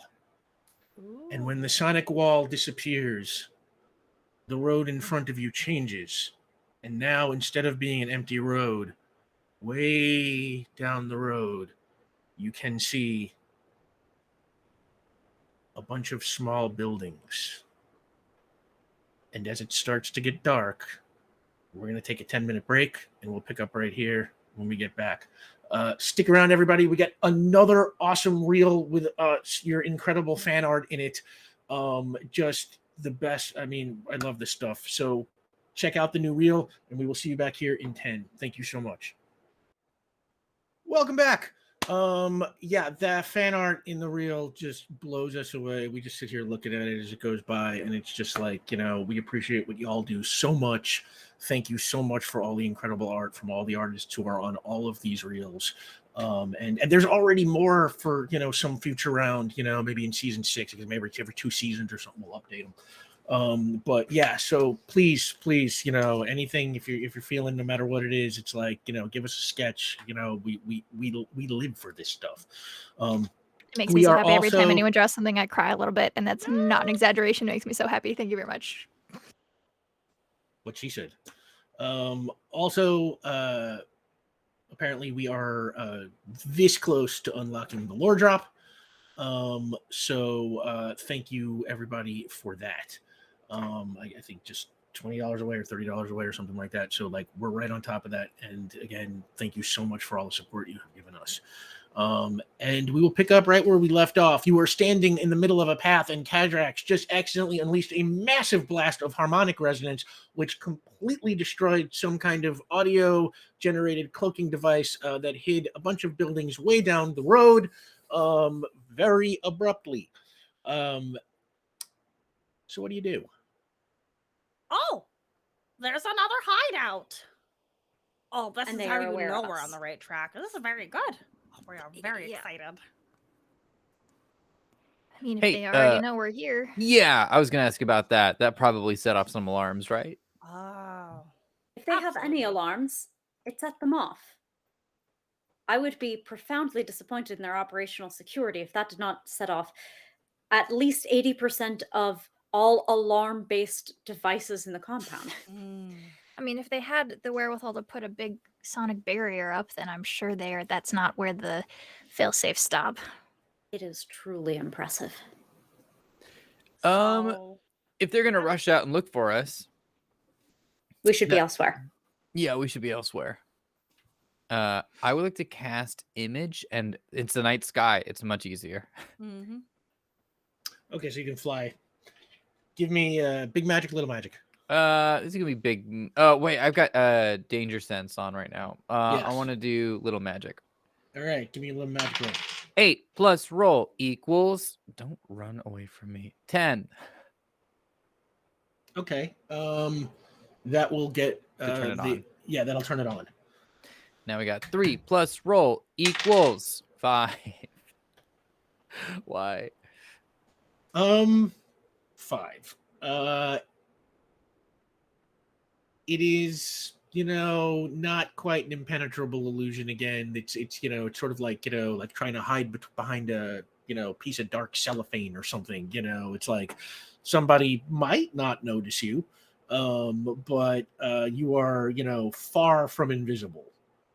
Okay, is it like so it's like a weird looking night sky patch? Yeah. At 5, yeah, it's if somebody's looking for it, they'll see it. Well, some people are looking for it, so I'll tell you what, folks. Why don't I just send that off in a different direction? Yes, that is a very good idea. The old-fashioned bait and switch. That's it. Aha. That's it. Okay, so you're sending it. The camp is north. What direction are you sending it in? Towards the camp, in the sort of like in the opposite direction that we're going, and we're going towards the camp, but I want to send it like at an angle. Okay, so like northwest or something. Yeah, and in fact, since it's on and it's flickering back, no, because that would have to be a successful. That's fine. This is good. This is good. This is good. Okay, this is good. Okay, what are y'all doing? You flying towards the camp right now? Oh, dare I try to salvage the situation, my allies? Yeah, sure. Can I tag onto the image that's being sent away with, like, a moving imitation of a tiny motor. Basically, try to sell this as a Cloaked crappy ship. illusion stealth drone. Gotcha. Give me a complex task roll. Roll your uh-oh die. Oh yes, always, especially right now. We're good on the die, and it's a 12. Okay. That will get the job done. There is kind of suddenly the three of you hear the weird drone of what sort of sounds like some sort of non-specific engine noise, and the little kind of weird looking square of half-baked night sky just zips northwest over the camp, and you are still a good distance away from the camp. So I tell you what, everyone give me an investigation roll, see what you can see from where you're at. 7 plus roll. Okay. Don't forget your investigation. 12. 12, 5, Good job, Benny. 12. 8. I'm just here to look pretty. 8. Okay. Thank you, Benny, for boosting me. Vion, Ulez, you can detect, you can kind of see some shapes of vehicles and people starting to move from these buildings towards the northwest. Oh, Okay. those are the same vehicles that must have created those tracks earlier. Are they are the same vehicles that we also saw in the postcog? They are the same types of vehicles. Okay. Most of them, yeah, like kind of space Humvees, figure, Yeah, of course. Extra chrome. Okay, we are Okay. in The the direction correct they have location. vacated. Yeah, let's wait for them to move from the spot and then get to the spot. Okay. Okay, and you're standing there, and as you stand there, your your little Lorgian friend kind of comes out onto the road and kind of circles around beneath you, and then runs back into the bushes. Oh. I think they want my other flower. Or they wish to render assistance. Oh. I would like to follow it. Are you in the air now? I thought that you were all flying, right? I thought we had lifted off the ground. Yeah. Yeah. But that's I up don't to think we everybody. ever declared a change of position since then. Truth. Okay. Kadrax, may we follow it? No. We should not. We have a plan. And then they'll look back longingly at it. Yeah, it is now disappeared into one of the bushes, and you have seen the space brake lights of the truck disappear towards the northwest, and you get the feeling whoever it was that was moving out has moved out.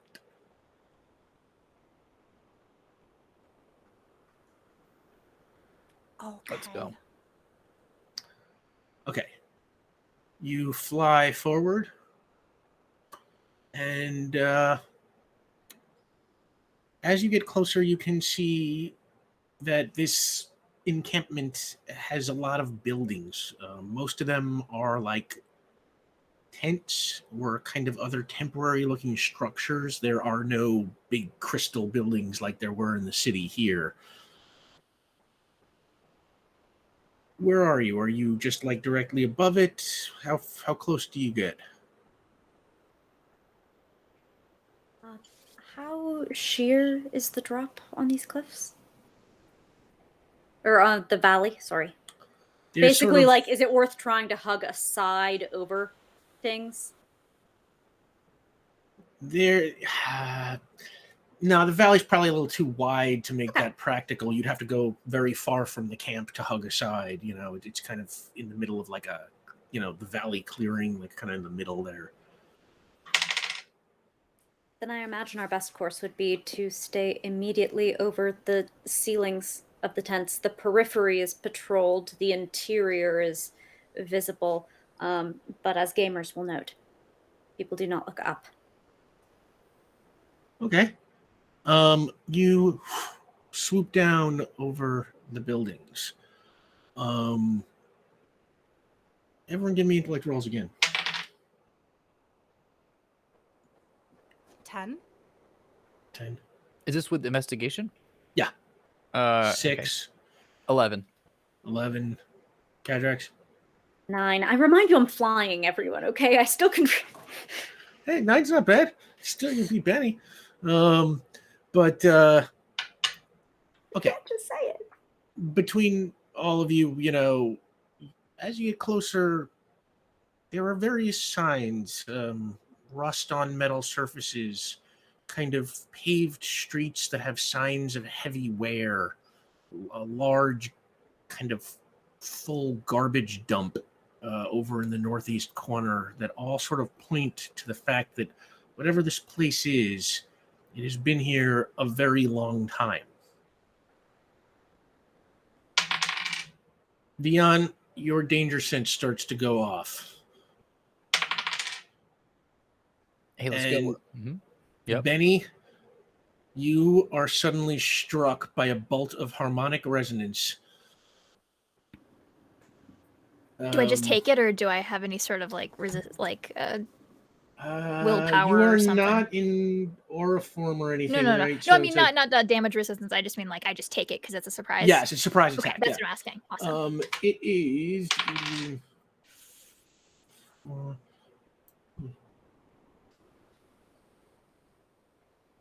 You lose 4 points of stamina. Ooh.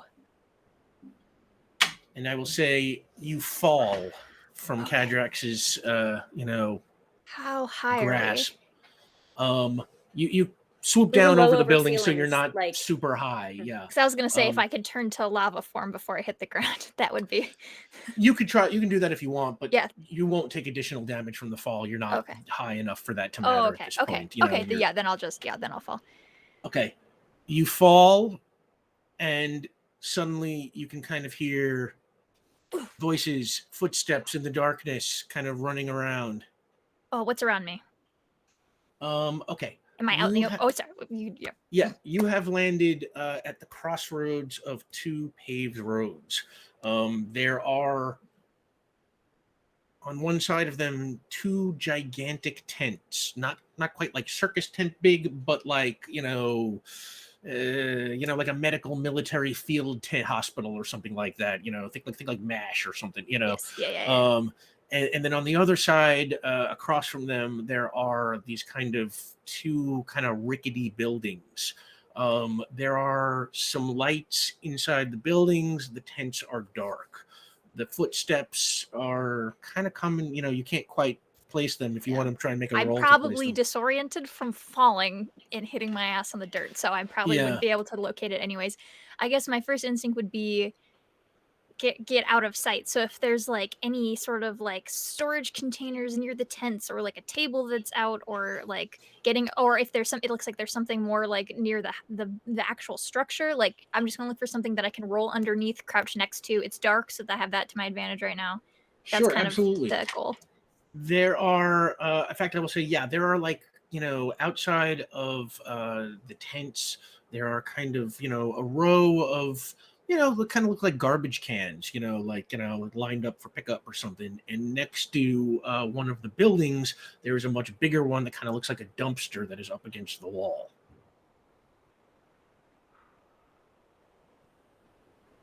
Okay. There are no lights on these tents, so I'm going to just pray that means that there are people either asleep or no one's in there. And I'm going to go near the tents and duck down behind the garbage bins or the bins. Okay, give me a coordination roll. Oh, jeez. Here we go. Pass. That's all I'm saying. That's 6. 6. Mm-hmm. Okay. Dark. You That's all I got going for me. You dive behind the garbage bins, and you can kind of hear, through your universal translator, voices out in the street. Someone's like, I saw a movement this way, this way. Meanwhile, what are the three of you doing? I'm casting Servant. Ally. Ally. No, it's okay. It was your idea. So, okay, you're casting ally. Let's see. Oh, I mean, this I'll is a roll to see if complicated I can turn it on first before you have to like read anything. Yeah, give me 8 plus big magic or little magic.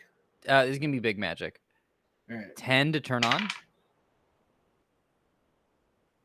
Yeah, that'll get the job done. Heck yeah. You'll love to Servant see can it. create or summon a servant or minion. Oh, sorry, ally can create or summon an ally or minion. It takes a page of preparation to summon your servant. Okay. Which appears within close range. You must concentrate to command your servant. You have a pool of points equal to 4 times your power level with which to buy the servant's ability. So essentially, you have to create a 20. character here. I mean, I'm only going for one like aspect. So What aspect? I want to just pump up this thing's prowess. I want to create a large version of the critter that has been hanging out with us. The Lorgen? I want to make a big Lorgen. Falargin now. Falargin. Hey. I want to make a Falargin, and I would like for it to run through the camp. All right, so 4 times your power level is 20 points. Let's So, say you yeah. want to put as much as you can in prowess. Let's say a large Largen would have let's say what seems reasonable for that, a 6 in prowess. And Reasonable. it's going to take you a page of prep to get it done, and then you have to concentrate to command it. So Fine. you are working on that. You know what? Before I'll do that, I'll just like turn to Kadrax and say, "Drop me off on the roof. I have an idea." Planned well. And I'll just land and focus and start this process. What are you doing, Ulez and Kadrax? Well, how can we assist now? We should find our target, Dulcie. If we can find a command and control, perhaps there's something that you could interface with. Oh, that would be brilliant. Are you familiar with what that tent would look like? Maybe the Rick? tent with the most lights? Rick, Hmm? can I get any sense of what might be a command and control tent, like either in terms of like maybe there's a power supply for a good computer? I want to get my buddy Ola something to interface with. Can I tell?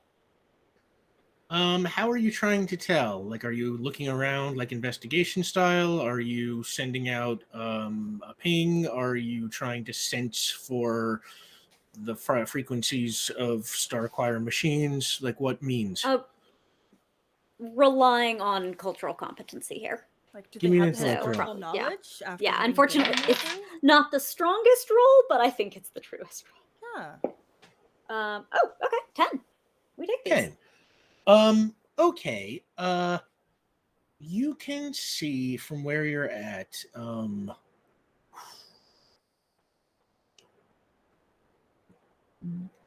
trying not to get too specific about the size of the camp, but it's fairly spread out. You are right now, say, pretty close to the center of it.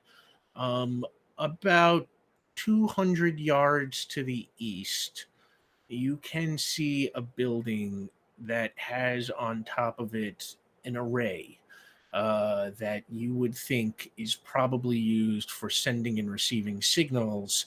And from your military knowledge, you know that those arrays are usually associated with the computers that the military uses, although you've never quite been in a camp like this one. Fair enough, but the most promising lead we have. May I accompany you? Oh, yes, please. Well, let's go. All right.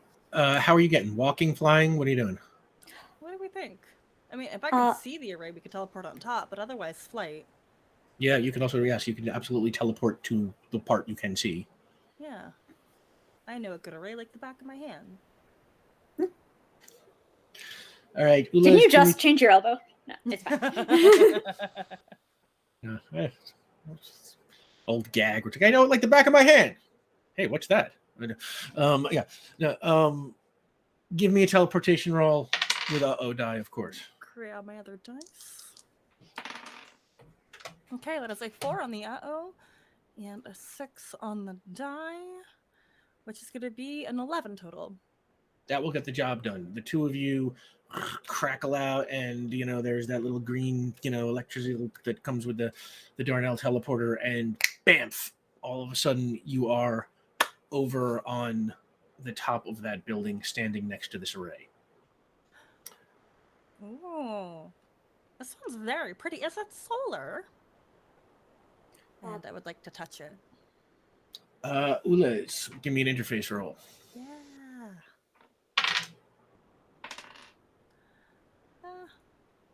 But that's not my best at all. Well, that's a 9. You go to work trying to negotiate with the host computer and see if you can interface with it. It is very secure. Okay. You're doing that. Benny.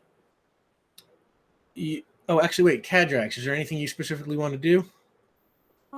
I would love to contribute to a general sense of chaos and contra my ally Ule's disarray in the camp. If I can cause a commotion at, like a good entrance to a valley, maybe. Like, imagine we're a team and we've split up into parts with this, like, definitely a drone, and like there's someone in this camp. I want to create a third point. Just get them to disperse Just their kind of forces split all over more everywhere. Yeah. So you're gonna make a harmonic resonance roll to try Yeah. and create some noise out away from the camp somewhere. Exactly. Give me that harmonic resonance roll. Am I seeing this correctly? Did we open up the lore drop? Looks like it from here. Yeah, it looks like we it from did. here. Oh my Thank you so much, everybody, and nice. Let me say, Oh, 269, did they? 69. I love you, people. Perfect. Thank you so much. Honestly, once again, it's like y'all have been so great with supporting this show, and it means the friggin' world to us. What did you get, Kadrax? Multiple worlds now. No uh-oh, and a 13 total.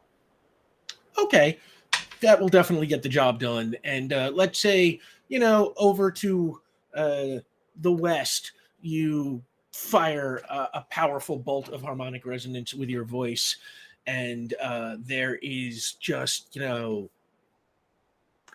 a rock slide starts, and it causes just you want to disarray. It is like a loud sound, and suddenly you hear, you see lights come on, you hear voices kind of just like, now what's that? It's like, go go go, and you see like sort of more of those, sort of space Humvees kind of start up, and some coral marines coming out of some of the buildings. And some of them start heading off towards the west, following the vehicles on foot. Other ones kind of start walking into the street and kind of like looking around up and down the paths near, the buildings that they came out of, just trying to get a sense of what the hell is going on. Benny, you are crouched down behind these garbage cans next to the tent. I am holding my breath and holding as still as possible to see what their current plan of action is. Like the Coral Guard or whatever who are looking for me. Yeah, as you are coming down there, as you are hiding down there behind these garbage cans, 3 Coral Marines with sonic rifles come kind of walking, and they've got like those flashlights at the end of the sonic rifles, so they can kind of just like point them around and see in the dark. Give me first a coordination roll. Okay, well, it's been nice knowing you. That's a 5. So they're walking down the street, kind of very slowly and carefully, methodically, looking everywhere, and you hear from behind you, "Hey."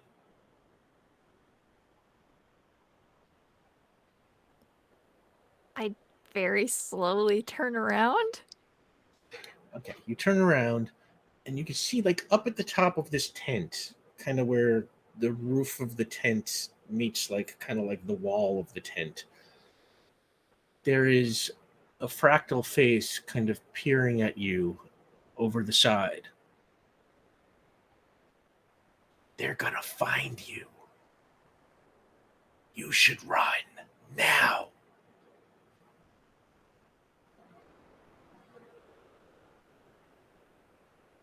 Cool. I guess tip from a unlikely. I don't know. She's gonna get just like get up and start moving. I guess. I don't know, man. Benny, you're gonna get up and start moving? Yeah, man. I guess so. Okay, you jump up, and the Coral Marines are just like, there! Roll initiative. Cool. Oh, God, I'm gonna get shot again, you guys. Okay. That's max. That's 10. Okay, Benny, you're gonna go first, and then the Oh, Coral yes. Marines are gonna go second. Thank Now, goodness. I would like to remind you of our new minion combat system. Yes. So if you would like, you are welcome to take these one at a time or try and have some kind of effect that where you are, blasting the whole group at once. Sick. If I'm first, I'm going to lava. It's going to be a 1 or a 7 magma form. Okay. And I have to use my Done. whole turn for that. So if they see her, then she's like, well, here we go. She's gonna turn around and just crackle burn and start becoming right. lava. You are starting, yes, the lava is, coming up your form. And I'm not very fast, but I can do this. the first Coral Marine fires at you. How are you want to defend this? It's ranged, so I can't do prowess. So You try and dodge with coordination or take it with strength. take it with strength. Let's do that. All right. Well, it's not going to matter this time. This Coral Marine misses. Okay. The second Coral Marine. Oh, God. Okay. Bye-bye, red die. It's a 10 for me. Yeah, you easily absorb that hit. He just kind of barely grazes you. Maybe he's nervous. Maybe he's a little freaked out. Yeah, this is a little funky, I'm sure. Yes, the weird alien changing into lava. He might not know what you are, but he knows lava when he sees it. Hell yeah. The third Coral Marine fires at Universal lava language. That's a 12. Oh my God. Hit me, buddy. Let's go. And this one, 12, just completely misses, just right by your head. I've been sitting in a box for 4 days. We were burning pretty big. So I think she's going to be like, okay, nice try. And she's going to run up at them and I'm going to burst. You're just going to lava burst at them? Yeah, I'm just going to lava burst at them. Okay, give me how do we even roll for that? Just aura roll. Okay. Right, yeah, it is your aura power that you were just bursting at them. So you're rolling at your power level, which is 1. Will you put 1 into aura and 7 into lava? Yes. Are you lava bursting or I'm lava bursting, I assume, because I'm not on fire, so I can't fire then burst. 7. Yeah. Okay. That's a 10? A 10. So okay, you hit all 3 of them. Nice. With a major success. So they're all gonna Coral lose stamina. It was. Wait. Okay, 7 then? You do 7 damage, right? Because you're probably level 7. Yeah. It's full effect because you got a major success. Cool. So you take 7 off of each one of them. Okay. They are not looking particularly good right now. All 3 of them are just like, God, there's freaking lava on them. It's lava. You should go. I don't want to do that again. And the first one just kind of, he just raises his rifle and starts to strafe in your direction. Benny's standing there with her hands on her hips while he's got a gun pointed at her. That's not as good as normal. That's a 7. 7. Mm-hmm. All right. He hits you with his sonic rifle. It is only a moderate success, though. You take 3 damage. No, 2 damage. I take no damage. Oh, you're in lava form. Yeah, you take no damage. No. Your lava easily absorbs that. Just blast out her shoulder, and she's like, "Come on, man." Yeah. All right, next guy, let's go. The second one fires at you, misses. The third one, I am going to say, just turns tail and runs, shouting for help. Great, good call, buddy. And she kind of looks at the other two and kind of like points at him like, it hurt. It will hurt even more if I do it again. I'm just letting you know. Meanwhile, Vion, your giant Lorgen, or Largen, I guess now, servant is ready. Yeah, I see you, Shampoo. Sorry, your giant Largen ally is now ready. And yeah, magically, it's like this gigantic kind of teal kind of alien squirrel thing. And when they're not attacking anything, they're actually pretty adorable. And it just sort of appears in gigantic form. Let's say your power level. What's your power level here? It's 5. Yeah. All right. So let's say it is 5 feet tall, Heck as yeah. opposed to its normal squirrel size. And you have to hold your concentration to keep it going. So if you get shot or somebody distracts you, it disappears. It has a 6 in prowess. What would you like it to do? I want it to run through the camp. Running is maybe not is an inaccurate or not specific enough term. I want it to hop from side to side. I'm imagining because Vion would know about deserts considering his geographic experience. Yeah. That it's sort of like a desert pocket mouse, which is like the mice you see in deserts, where what they do is when they're running, they actually kind of hop from side to side and use that momentum to kind of push themselves against, they jump to the right and then jump against to the left. And so this creature is going, and I just looked. I believe I can do this because it doesn't have sentience itself. I command this thing. I want it to race through the camp, and I want it to bellow in a booming voice. I am your judgment. I am your dissonant destruction. So, I guess you can make it talk, sure. Lurgens do not normally speak, but I guess this is a magic Lurgen, so I'm not gonna start with the hammer of rationality now. So the magic gigantic Lurgen starts, just like you said, hopping through the streets, bouncing off the buildings, bellowing, I am your judgment. Behold your judgment. I am your dissonant destruction. Behold your judgment. I am your dissonant destruction. It just starts going up and down the streets between the buildings. Lights start coming on everywhere. A siren sounds. Chaos kind of erupts. Marines are coming out of the building, in their pajamas. Everyone's wondering what the hell is going on. People who see it are kind of having that, rub their eyes. One guy looks down at his drink and spills it out. That kind of stuff. And you are creating general chaos in the atmosphere. Hey, man, it's the Vion Vigor way. Ulez, you find yourself at the roll you made unable to access this computer. What would you like to do? Okay. Because I'm a little frustrated, and the philosophy in my elbow and me is just not really helping to rationalize me. And like an irrational part human, I'm gonna kick it really hard and hope that it works. I mean, we are very orally inclined as an overarching metaphor, so percussive maintenance somehow seems appropriate. I want to do it to take a trouble, but hey, I'm happy with that. You kick that thing super hard. You want to try again? Yes, please. Give me another interface roll. Okay, because I do want to kick it as a trouble, because I want that point of determination for being part human. Oh! Because only humans kick things. Like they slap their TVs. Yeah, no, I love that. You kick it.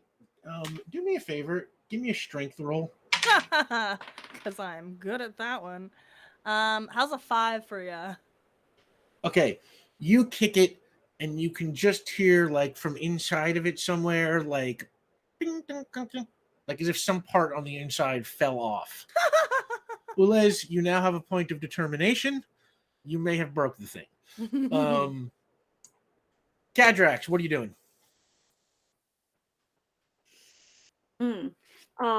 Okay. I have to do it. I have to try to make a ping roll. I'm What the are you looking most for? likely to be able to recognize Dulcie. Okay, give me a ping roll with die. Yep. Oh, we're good. We're very good. We're fine on the die, and we have a max die, so 16. Okay. You send the ping out, and you can see everything. You can see the giant Lorgen running up and down the street, scaring the crap out of everybody. You can see coral marines, watching it from the windows of their temporary shelters. You can see the trucks on the outside of the camp investigating the rock slide you caused, and you can even hear echoes of the ones that followed the weird square in the sky and engine sound from earlier. And you can also see that inside the gigantic tents, there are dozens and dozens and dozens and dozens of people. And they are kind of, you would probably guess from the way they are positioned, four in a space, incels. In fact, for that level roll, I will say, and the particularly weird response of your ping gives you the feeling that these are anechoic cells.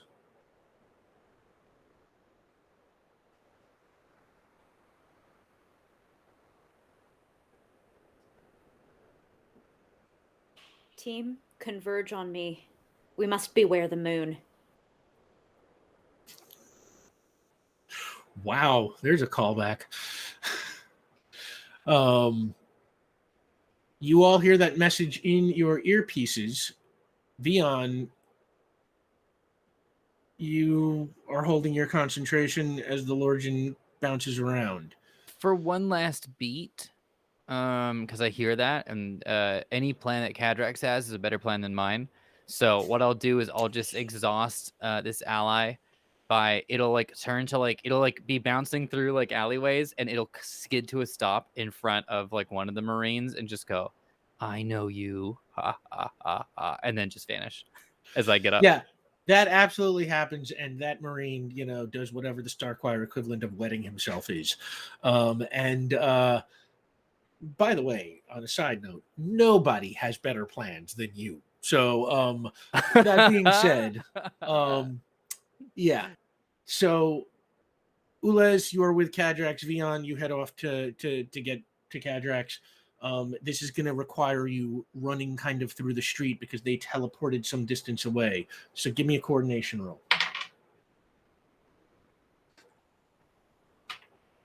This will be great. This is 3+ roll. Don't even worry about it. Where'd you go? Where are you? 5. Don't worry about it. Yeah. Do you have anything that could apply here? No, you don't. Okay. Well, you have stealth as a specialty if you want to use that. Yeah, well, I guess you're not trying to hide. Well, yeah, you are. You're trying to not be spotted. I'm definitely trying to hide. So yeah, you can add +1 for stealth. Great, 6. 6. Okay, you start making your way through the streets. Benny, you hear the message in your earpiece, but you are still facing down two really ragged-looking coral marines at this point. One of them raises a rifle and fires at you. Penny doesn't even move. Like she just like goes, oh god, and then gets like blasted in the Yeah, you get blasted. It does nothing. The shoulder reforms. The other one raises a rifle and fires at you. You get blasted and nothing happens. Through a hole in the chest, feels like a. Can we go now? And she's gonna like push both arms out, like stretch and just like try to like hit him like in the chest if they're wearing like I don't know how they wear clothing or if they have armor and fractal form, but just kind of like center mass just to like bop them both like, go! It's going to keep hurting. Give me a prowess roll. Gosh. Where do you hurt a murmuration of particles animated by a sonic power? God, yeah, so that's gonna be, sorry, that was a max die, so that's gonna be 16. Your arms fly right at them, and it's just you just knock them both out as they were already so ragged that it was just like, they fall back, and the impact just kind of puts them out. And she just kind of like, she's like, I didn't want to hurt you. She turns around, and I want to look up at the top of that tent. Make an investigation roll. No, don't even do that, Rick. Okay. No. That is a 5. You can't see anything. If whoever was still there, they have either ducked down or you just can't spot them. Yeah, okay. So then she just says you and points in the general area of where it was. What was up with that? Was that like a trickster move? Or were you genuinely trying to be helpful here? Because if you need help, like, that's kind of why we're here. Make a willpower roll. Looking around. Hello. Oh, down to make friends, man. You gotta work with me. You gotta meet me halfway. Yes. Hell yes. That's max die. That's 12. And you can hear, they would have killed you. Clearly, they did a really good job of that. Do you need help? Is that what's going on?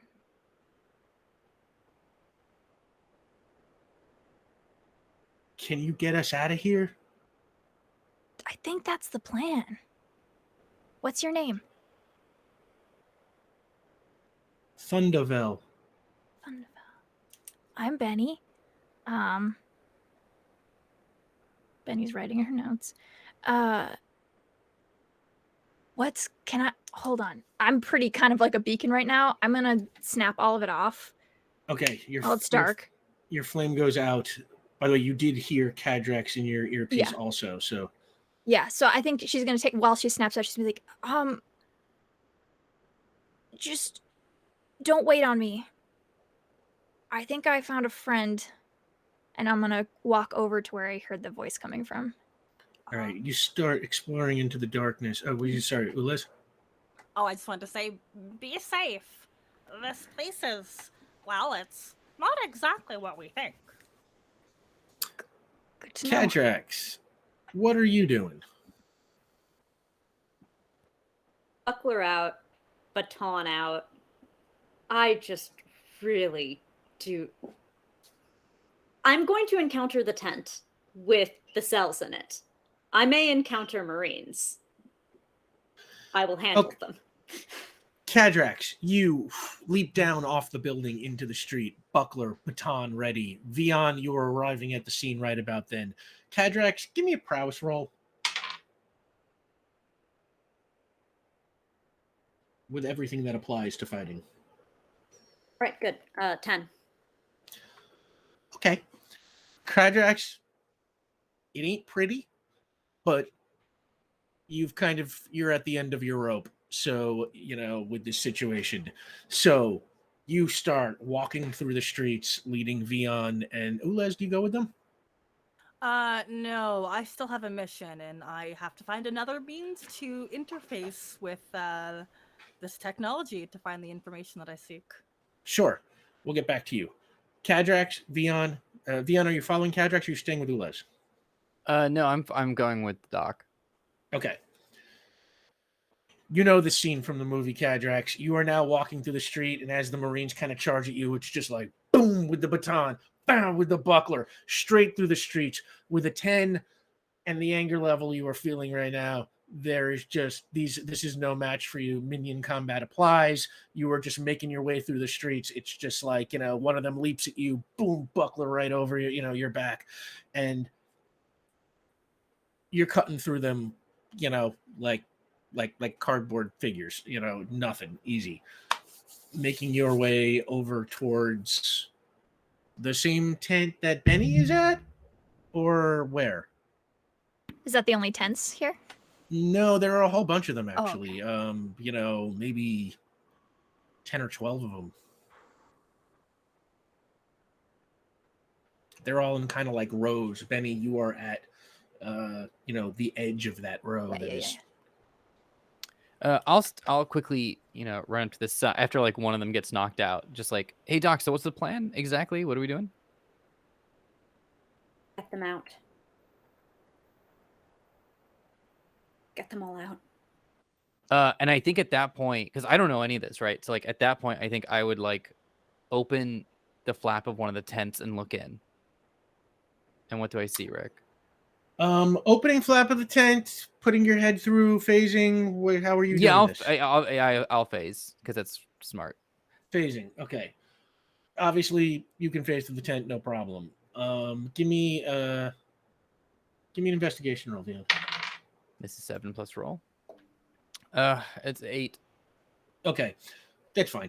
You look into the tent and you can see from where the tent flap is, there is kind of a hallway that goes straight down the middle of, and to either side of it, there are about, I don't know, 15 rows of cells, which each have 4 fractal Pixidians inside of them. At this point, most of them are kind of like trying to stand on their beds or on the edges of sinks and stuff to look over the narrow edge that they can see the outside to kind of figure out what is going on.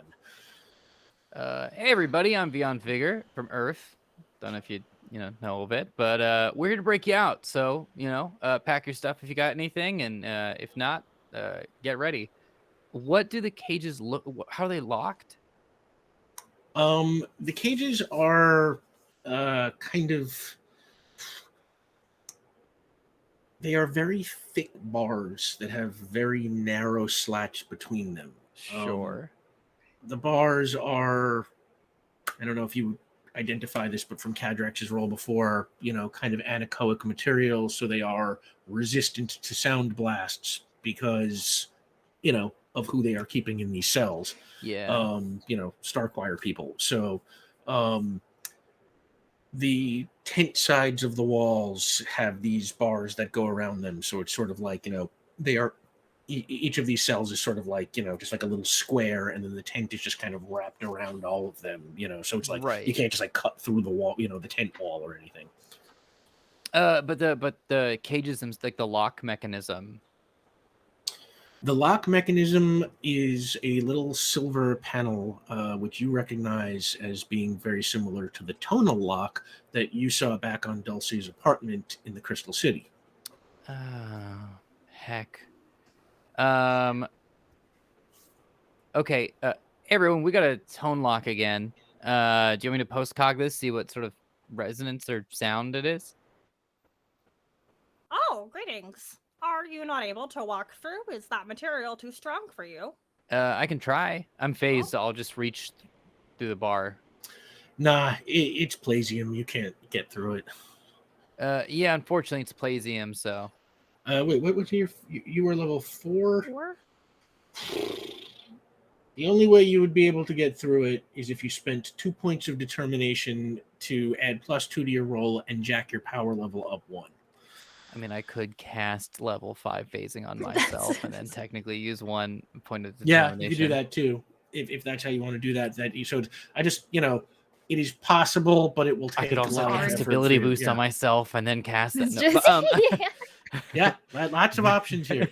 While you are thinking it over, yeah. Ulez, you are on the roof next to this array. What do you want to do?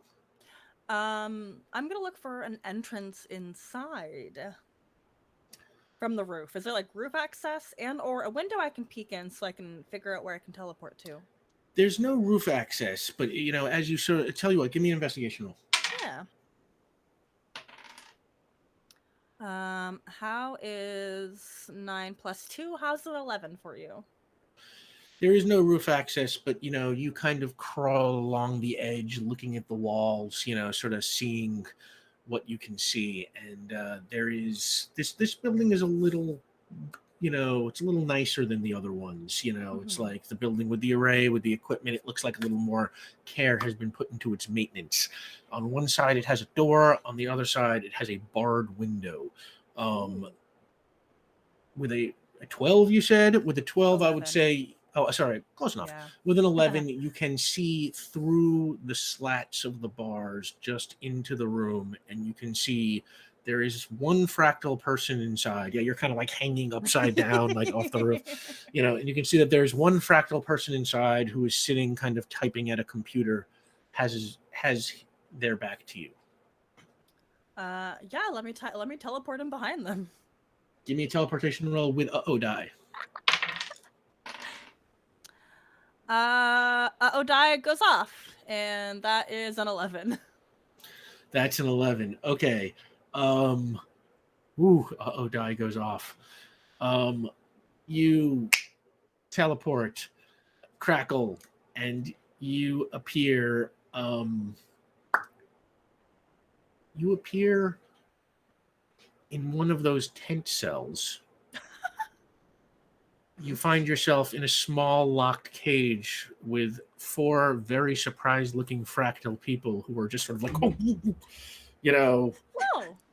Oh, we greet you. they all kind of like look at each other, and one of them's like, who are you? Oh, How did you get in here? Well, we are Les Galley, and it is part of my mission to save. Well, we are looking for a Dulcie, but if you are in need of aid, I would be more than happy to assist. Don't know no Dulcie, but a lot of people in here.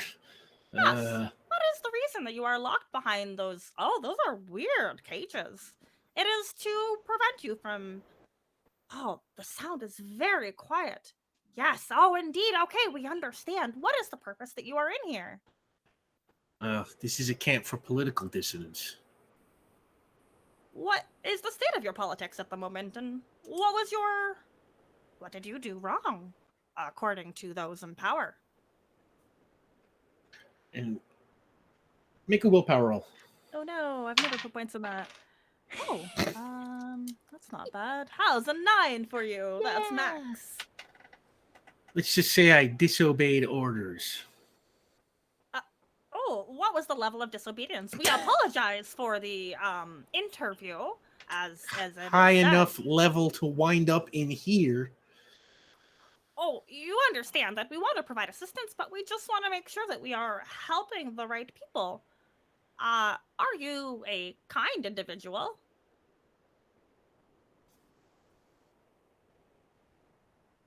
I'm a coral marine who did the right thing.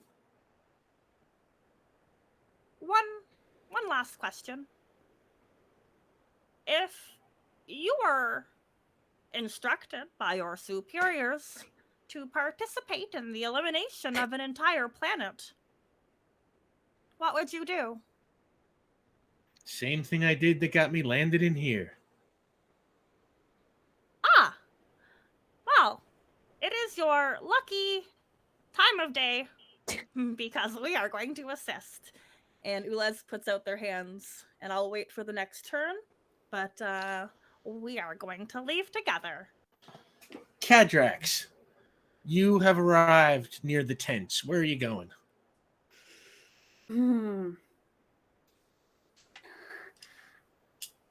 There's the version of Kadrax, the vision they have that blasts with all of their force and explodes this camp into many remnants, and immediately thinks about just how many people are in here.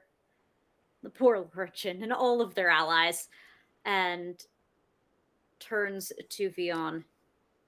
If you can post-cognitively give me that voice print, I can try to copy it. That sounds great, Doc. Vion, you put your hand on the plate. Give me a postcog roll. All right, this is roll +4.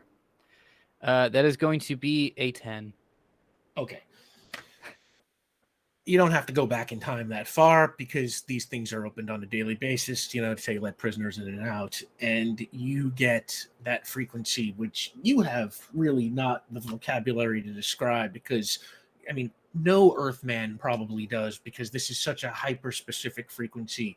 It kind of the thing that would only make sense to somebody who is from the Star Choir. Luckily, you are broadcasting to Kadrax, and Kadrax hears that frequency, and with a 10, is easily able to identify it. It's a lot of cages, Doc. So do you mind if I cast duplication on you?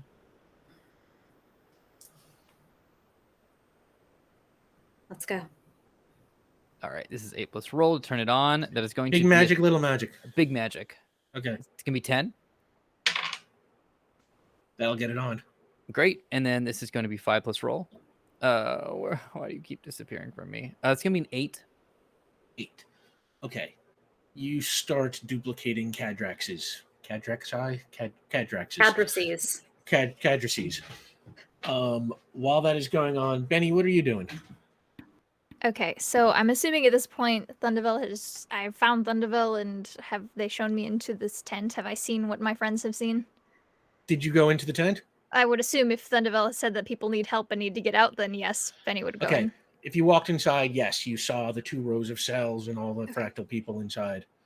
Okay, so she's gonna kind of be like, okay, all right, let's do something weird. Hi, I'm Benny.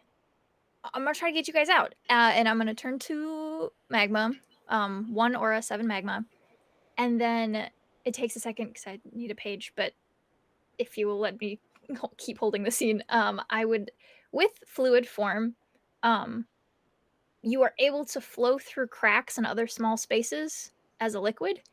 And you said there's a very small space between these very large bars. Mm. I'm just going to fit myself. I'm going to tell everyone to back up away from the edges. I'm going to fit myself as a fluid in one of these spaces. Like maybe if I can wrap around a few bars and just like hold there until I can make myself stronger again and just pry the front of this open with my physical form. Right. It will take you around to transform. Yeah. But you start to transform. Ulez, you extend your hands to the 4 fractal people in this cell. They look a little nervous, and one of them is like, "What is this?" We are escaping, but together.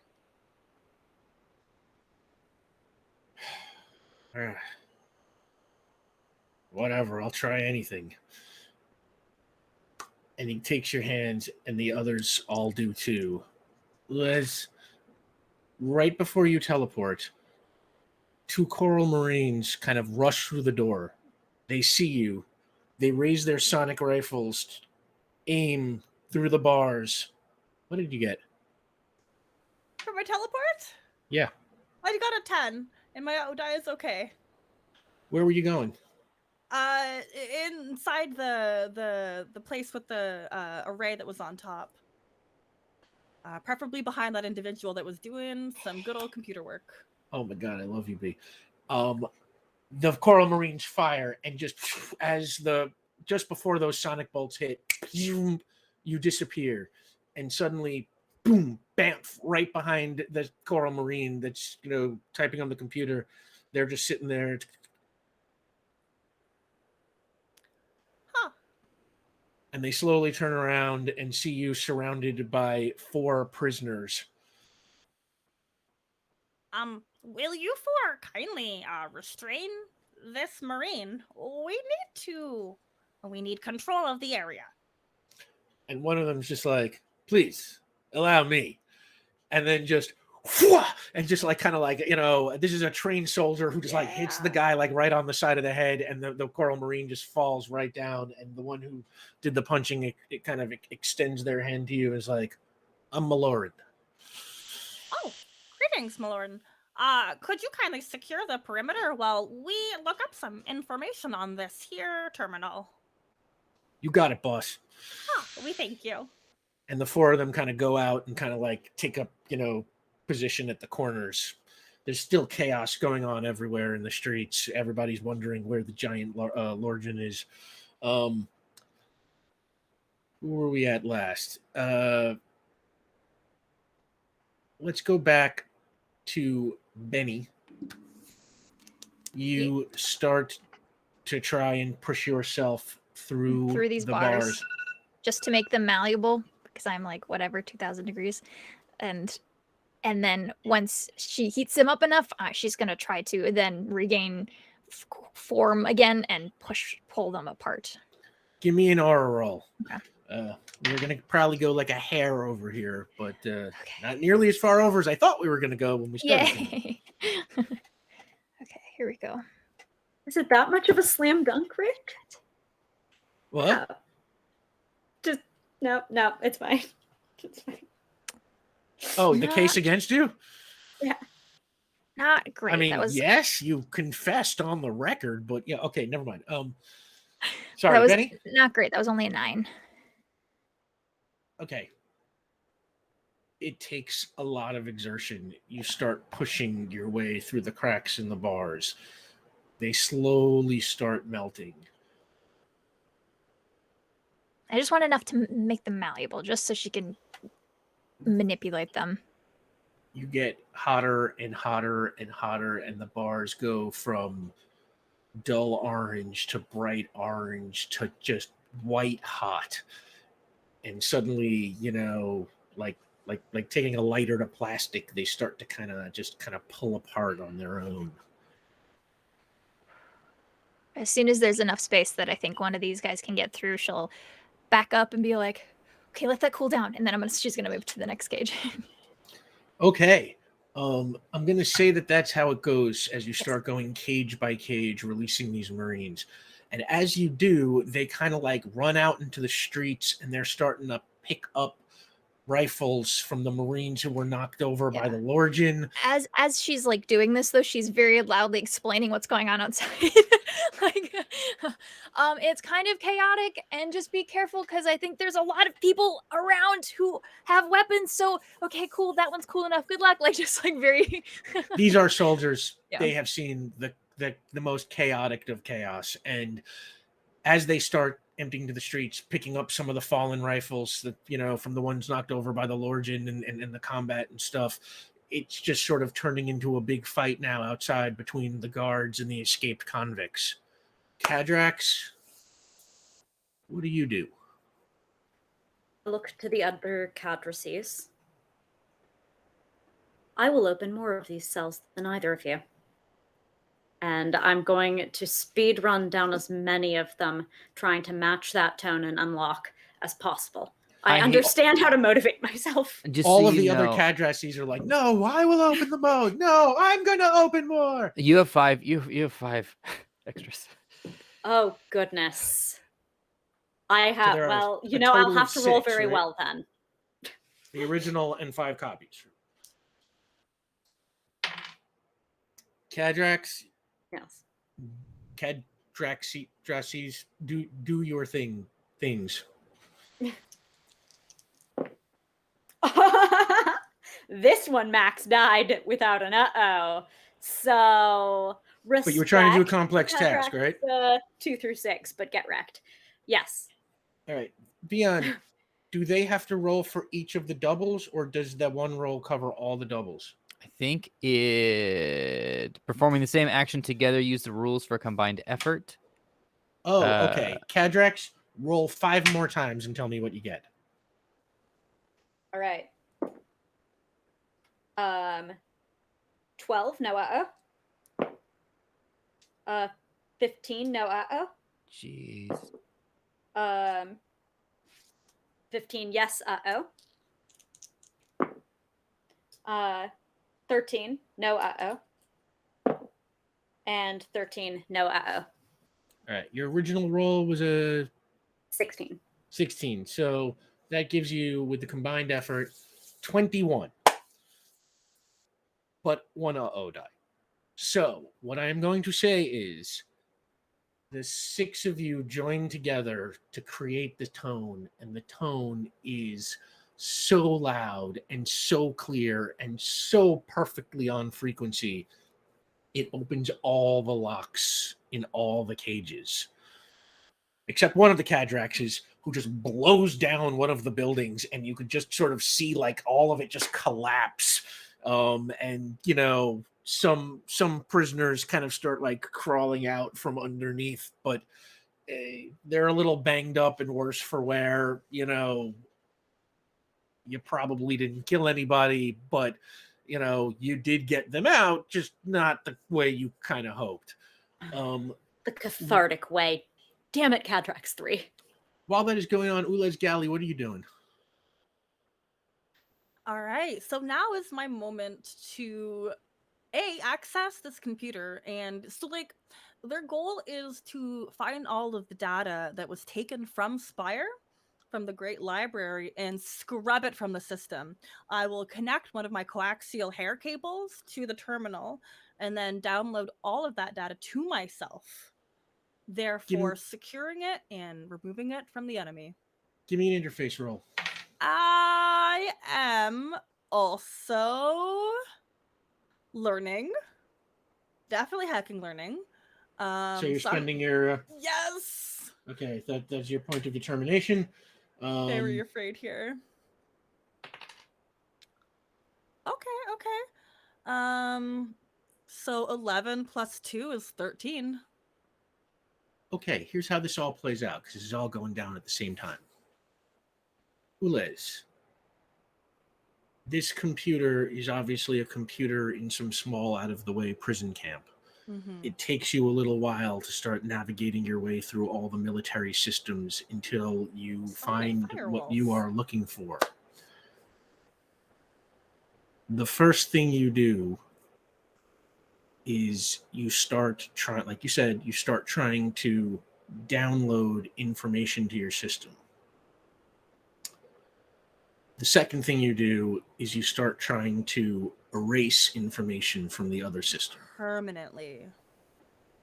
You are about 60 seconds into your task when Kadrax number 3 gives off a giant die full power blast of their power. That rocks the whole camp, and all the power goes out. You don't know exactly how much. You have acquired about 25% of the information you were hoping to get, and you don't know how much you were able to erase, but you know it was some of it. Okay.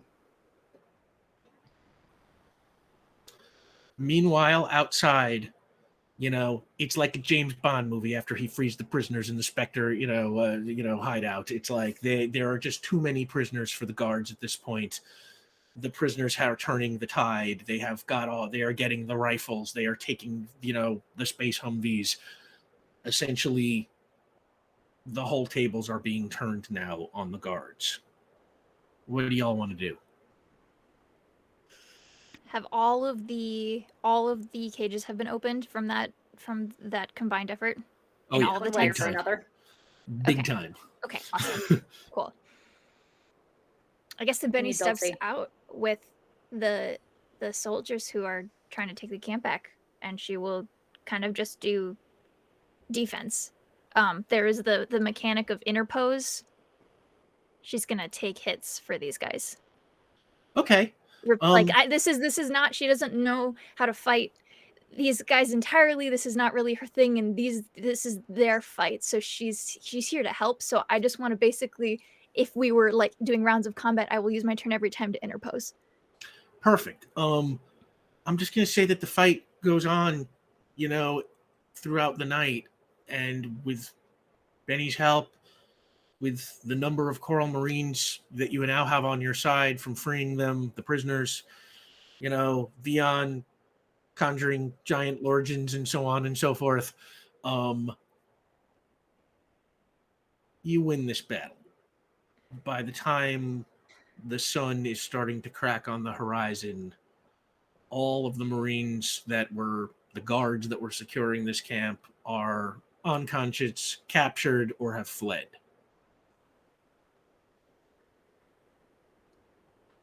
Well, we Any got sign someone of to Dulcie? find. Yeah.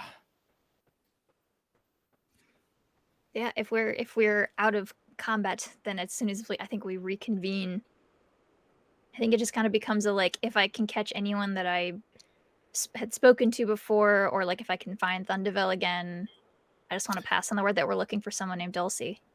Yeah, okay. I'll say Ulez,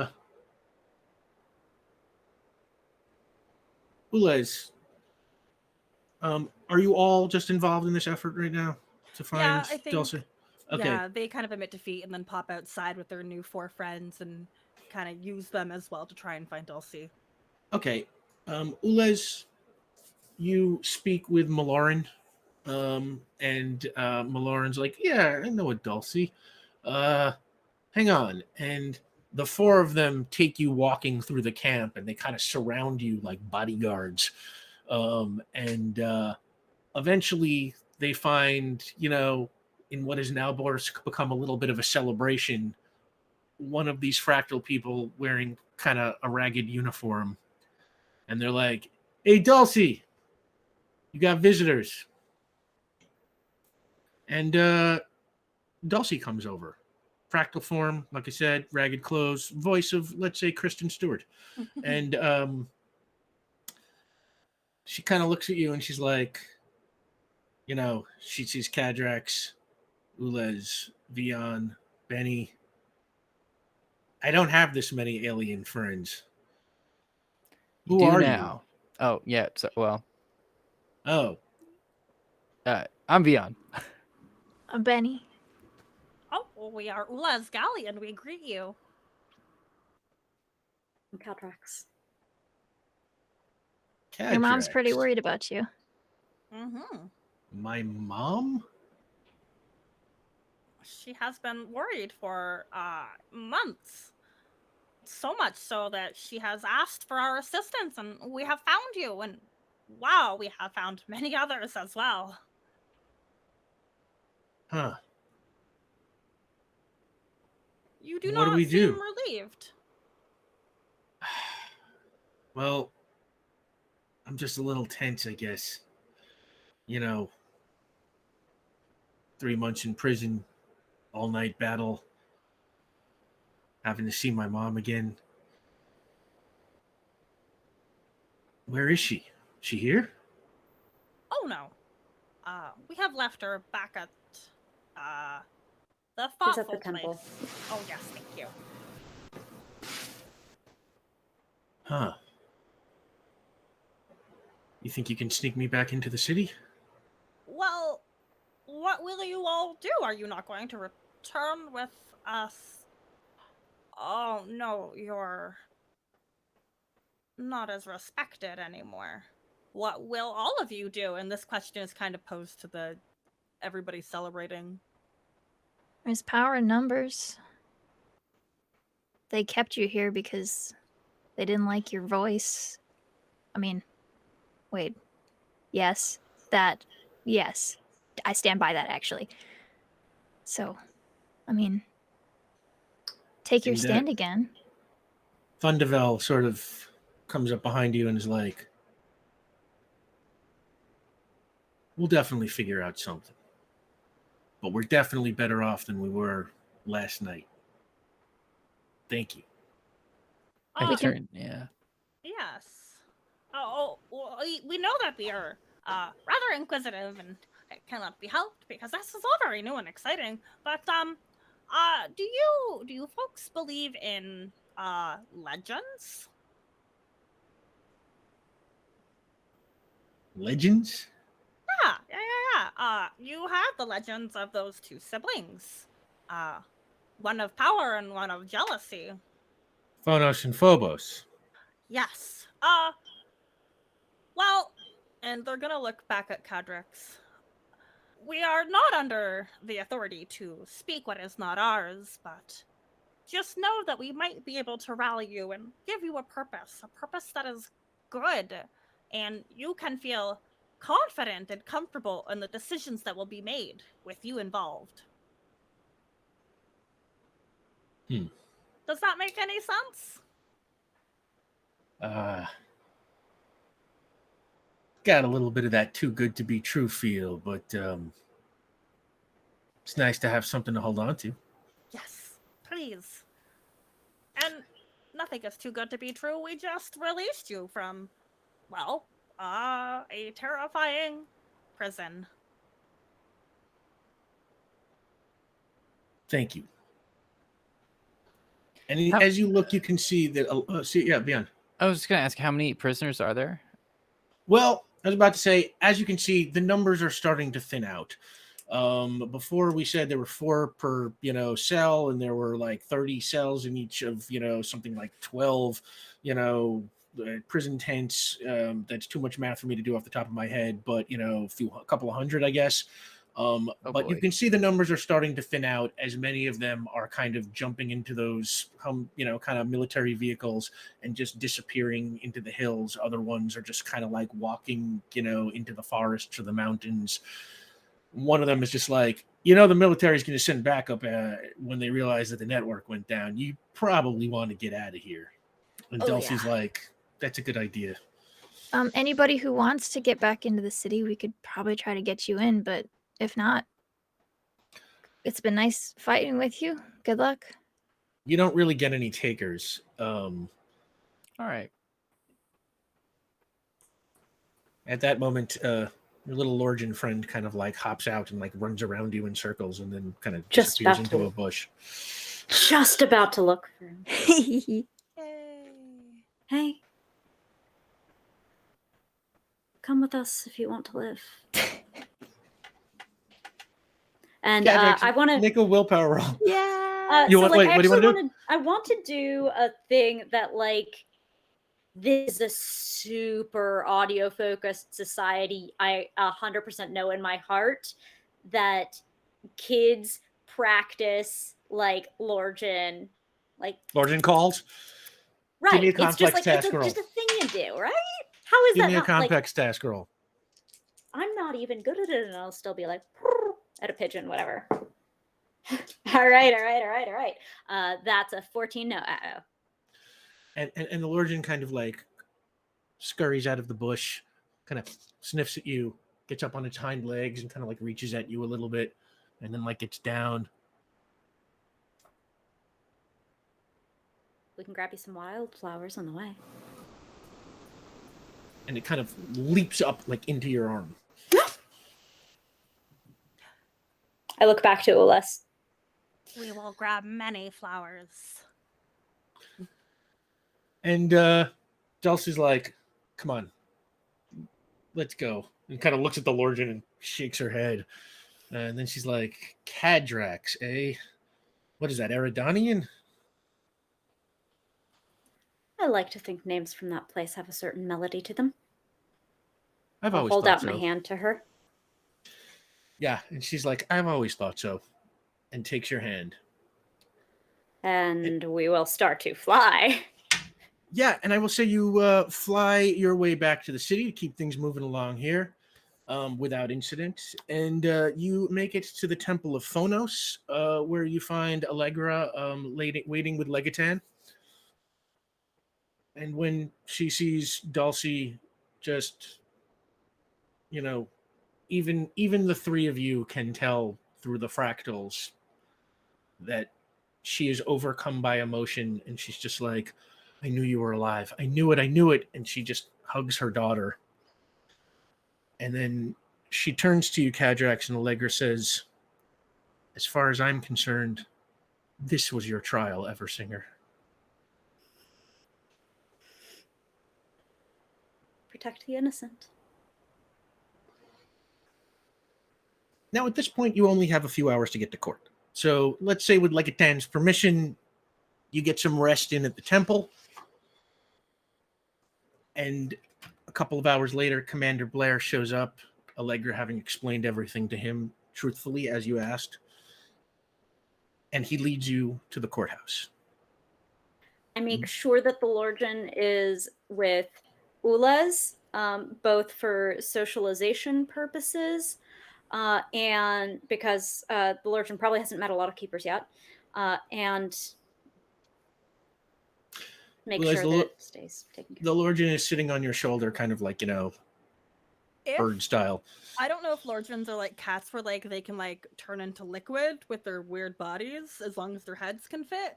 If that's the thing, our little buddy can also kind of smush themselves up and around my helmet.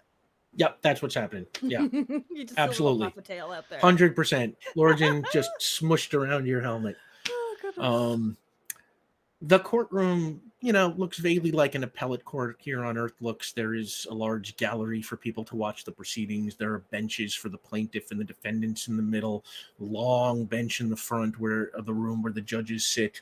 There are seats for 11 judges. Kadrax, you are placed at one of those tables. Sitting across for the aisle from you, you recognize Prosecutor Forte. Benny, Theon, Ulez, you are in the gallery. The rest of the gallery is filled with conductors, Knights of Harmony, high-ranking Coral Marines, various prominent citizens. Everybody kind of looks on edge. Finally, a court officer moves to the center of the room and says, "The Star Choir versus Kadrax Eversinger is now in session. Please rise for the distinguished composers who will be sitting in judgment." And at that moment, the whole courtroom rises. A door panel on the side of the room slides open, and the composers begin to file in. These are the most powerful people in the whole Star Choir. They run the government. They are all dressed in sort of, again, more formal versions of that familiar Kadrax suit, that look a little more, upper crust oriented than Kadrax's sort of utilitarian version. They come in one by one. The seats at the bench fills up until there is only one left. And finally, the last composer enters. It is Allegra. She doesn't look at you, Kadrax. She just takes her seat. The composer, who sits dead in the center, says, "To the amazement of everyone here, the priests of Phonos have informed us they truly believe you to be an Eversinger, Kadrax of the Blue. At the same time, Prosecutor Forte has submitted his findings as well, and he is equally sure that you are a traitor to the Star Choir. So the only thing left is for you to make your voice heard. Speak now or forever be silent."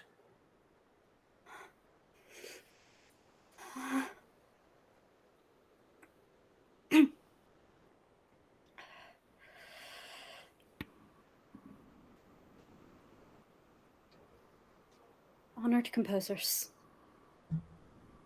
I understand why I'm here. It is because I claim to be Eversinger. Anyone else accused of my crimes would have been executed without trial or put in a camp for political dissidents by now. And I know that everyone in this court is thinking one of two things. They aren't really the Eversinger. Or if they are, they shouldn't be. You're right. I shouldn't be. And rotation after rotation, I asked myself, why did the choir beyond bring me back? I'm not wise. I'm not clever. I am not the fiercest warrior, nor even is my voice the strongest. If the choir beyond wanted those, they should have brought back Sonneville. What I am is loyal. I'm from Eridani too, and I don't need to tell anyone here what that means. I felt the threat of the Combine sharper than most. I have known salvation from the Order of Harmony more intimately than most. And I have sacrificed more than most, more than anyone here. I have died upholding my oath to the Star Choir, and none of you can say the same. It hurts.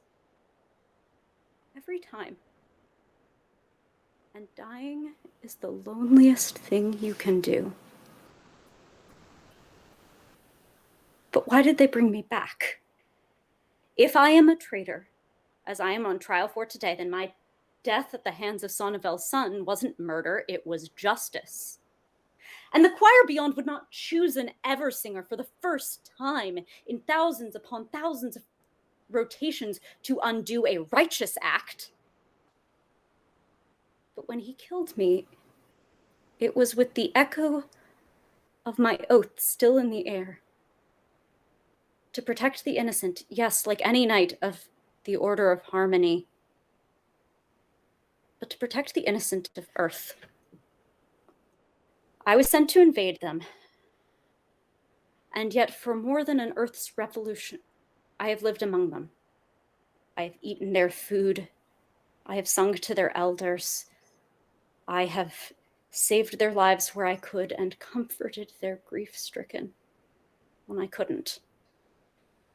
I learned about the people we all would have callously destroyed because we convinced ourselves that our fear was worth more than their lives.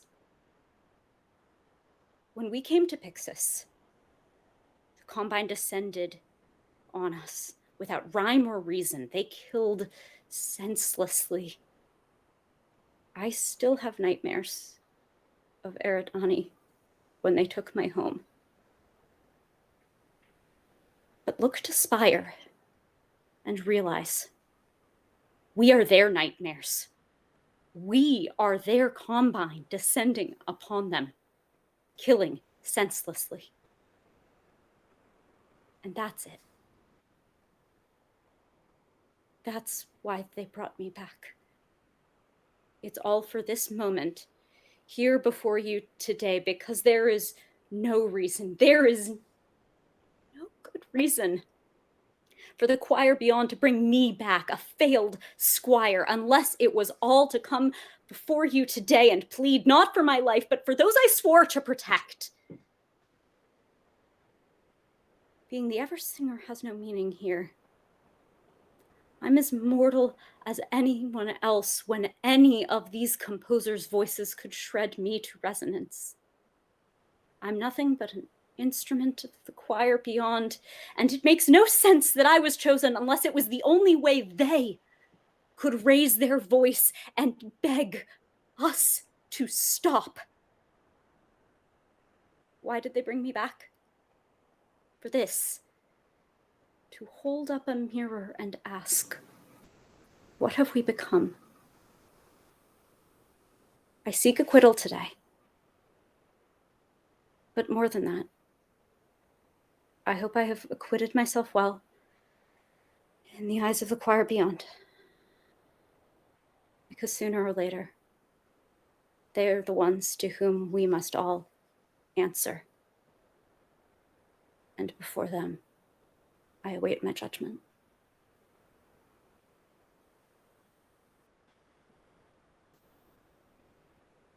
Hushed murmurs shoot through the gallery.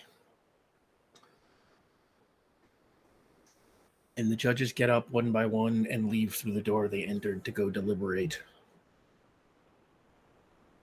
While that is going on, while I am deliberating with myself, the four of you can mill around in the courtroom and talk.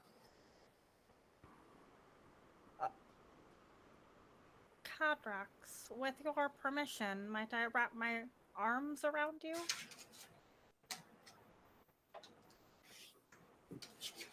We thank you. Oh, this is a group hug. Oh, immediately. No, I'm grabbing Beyond and Weir. This is, yeah.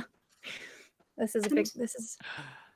I'm just Grab you whispering up. it into Ula since I did what I could. I hope it was enough. I'm sorry. You are incredible.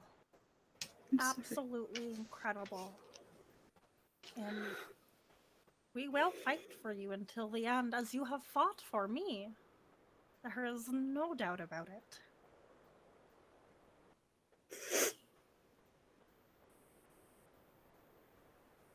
I hear the keepers in the choir beyond.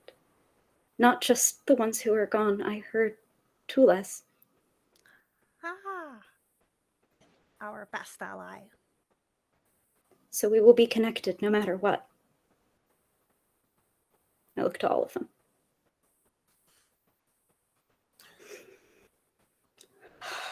You use Please your rise. voice well. Oh, Oh, sorry. I was gonna thought say we're done. as we break up, Benny's just gonna be like, "You use your voice well, Kadrax Eversinger." Please rise. Court is now in session. Unless anybody else has anything to say. Anybody else have anything to say? I take I'll just- Fion's hand very quickly and I squeeze it. I smile at you. You got this. And if not, we'll burn down the courtroom and, we'll just break it all out and then, burn half the planet or whatever. Don't worry about it. Volcanic, yeah, nothing can Yeah, stop we'll this. just You melt kidding me? most of it. Yeah, I'll phase Mhm. half these people into non-existence. Don't worry about it. It's awesome. We got you. For you, anything. We got The your back. judges file in. Everybody takes their seat. Everybody's on the edge of their seat in this court. The composer who sits dead in the middle says, Kadrax of the Blue, please rise. The operation at Spyre was no doubt a difficult one, but it was undertaken for the good of the galaxy as a whole. We'd all prefer to live in a world where sacrifices need not be made. But that isn't the case. No one here wants to remember the loss of Beta Pixidus as you recall the loss of Eridani too. The composers made a difficult choice, and you undermined that choice and stood against your own people. That is, by definition, treasonous. Many here argued for your execution. Others believed you should spend the rest of your life in an anechoic prison. But you were not entirely without support. And he kind of side-eyes Allegra. We were reminded that every composer of this tribunal was raised on the songs of Phonos. The mere fact that you are the inheritor of that tradition cannot be overlooked nor easily dismissed. At the same time, an Eversinger who sings a song different than the song of the choir is no more than a dangerous curiosity. Therefore, Kadrax, you are stripped of your rank and citizenship, and you are exiled from Beta Pixidus, as well as all territories ruled by the Star Choir. You will remain in human form, and you can never come home again, or you will be executed. That is the judgment of this court. A hushed whisper shoots through the room, and the judge's voice sounds a deep, resonant tone, which you know is like the banging of a gavel. The judges file out.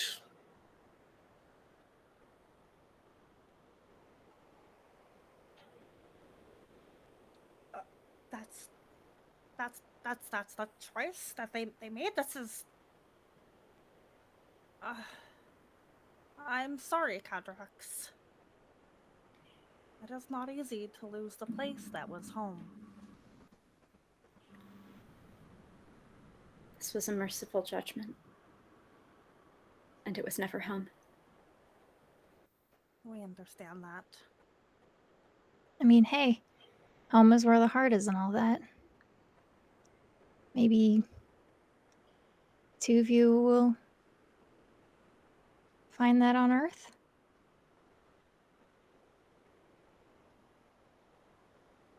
We believe so. We should grab lots of the wildflowers before we leave. We want to find some with lots of seeds so we can germinate them and grow some more snacks for our new friend. I think that's a good idea. Thank you. We probably have to leave soon. Is there anything, Kadrax, that you would like to do while we are still here? Anything you want to break quietly? Yeah, steal, put in our pockets, Mm-hmm. Oh, I don't have accidentally pockets. misplace. Oh, But we have to be rather speedy about it. Like, if I there think was I know. Oh, I go think ahead. I know something. And you hear Commander Blair walking up behind you. Oh, greetings. tidings. He looks just furious. You were heard. You were heard here today. Just know that. I've been ordered to take you to a ship to return home in. And he kind of straightens his posture.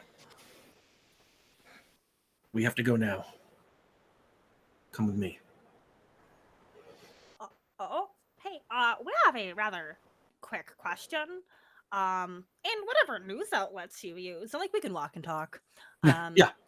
Have there been any whispers of, oh, I don't know, prisoners escaping?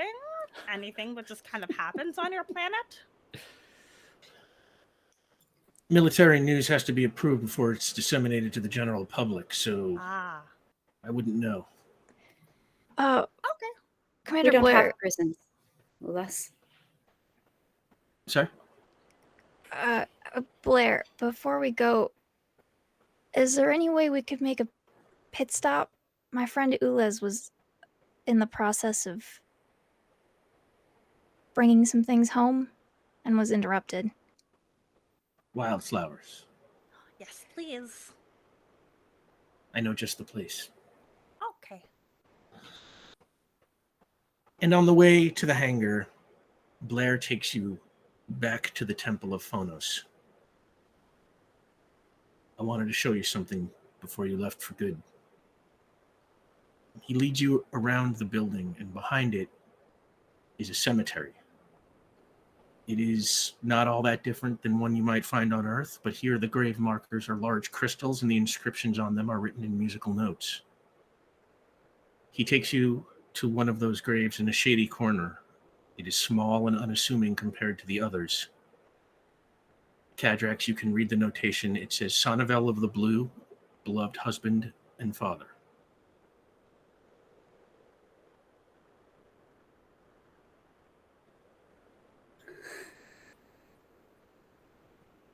Thank you, Commander.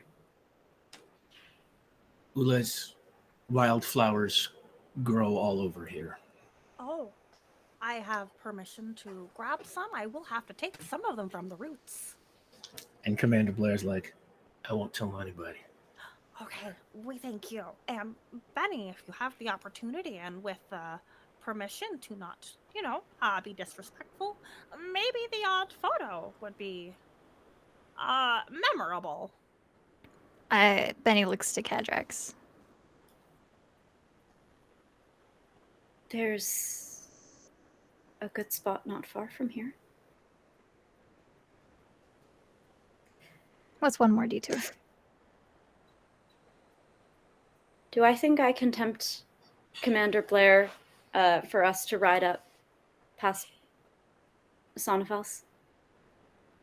I remember the view from the window being very good. I think he's in a pretty accommodating mood right now. We can take ourselves up anyways. Who needs elevators when you have Kadrax Eversinger?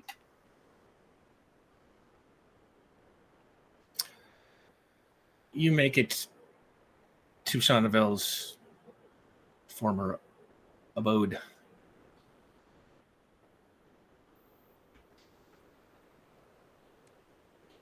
Want to crack the window? The wind rushes in. You get the smell of your city. When Kadrax uses their voice, Benny's gonna scream at the top of her lungs with them. When Dion they will do as the same. as they crack the window, just at the top of her lungs.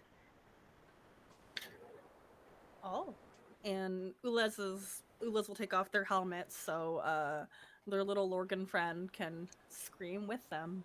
Yeah, the Lord's just Rah! Commander Blair puts out a deep, low, dignified tone that underlies it all.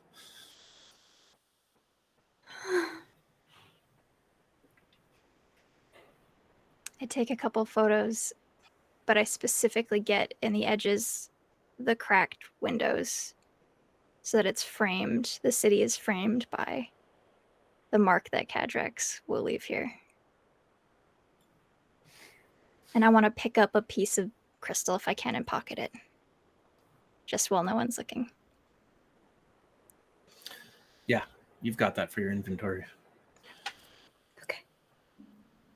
I want to nudge Kadrax and just kind of like point at the window and go, it ain't easy, is it? Hero work? If it was, I guess anyone could do it. Which makes it our job. It sucks, but there's worse gigs.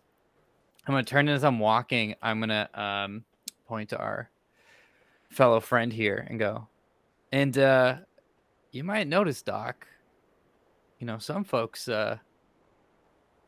they also broke the law, but they didn't get in trouble. That's the start of something good. I remember someone letting some traders get away. Interesting. And Vion's going to kind of just like tutter about that as he walks out. And Blair kind of like suppresses a smile and he's like, I won't tell him if you won't. Humans are notoriously unreliable, after all. And he takes you to the hangar. And he takes you to a ship that is not entirely unlike the one you stole from Sunny. And he explains to you that this ship is much slower. It will, much faster. But you will not be able to use the wormhole to get back because that is now under military lockdown. So it is going to take you a month of travel in this ship to get back to Earth. And we have supplies for the humans? Yes. He's stocking it with vaguely edible military ready-to-eat rations. Perfectly generic military rations. And as you get on the ship, he comes over to you, Kadrax. The composers are fools. They have forgotten how we make the music. It is the choir that's supposed to sing backup for the Eversinger. Every symphony starts with a note, and you sounded a note. May you find harmony, Kadrax Eversinger. And may you be its counterpoint.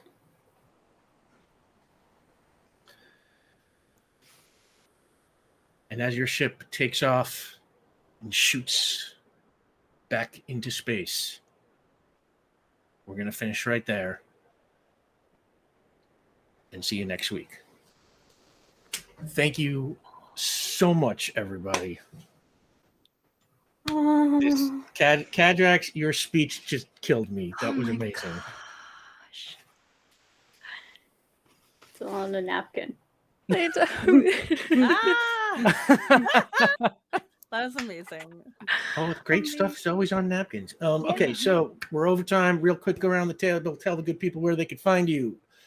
B. Zelda. Hello. I'm your non-binary busy bee. I'm a podcaster, streamer, content creator, community manager for Adventurers League.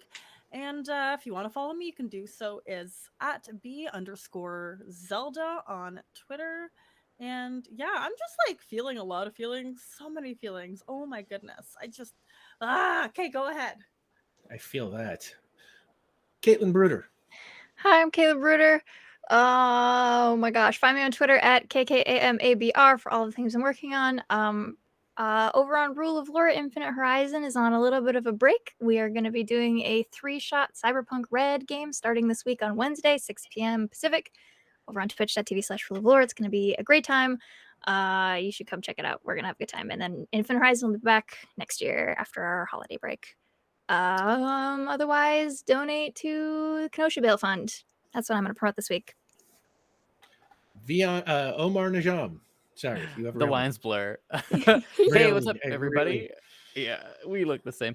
I'm Omar. You can find me at Omar Najam on Twitter. I want to thank everybody who used hashtag PowerPlayRPG to share your library memories and finds. I'm sorry if I wasn't able to acknowledge and respond to all of them. I forgot it's a holiday week, so that was a lot of driving.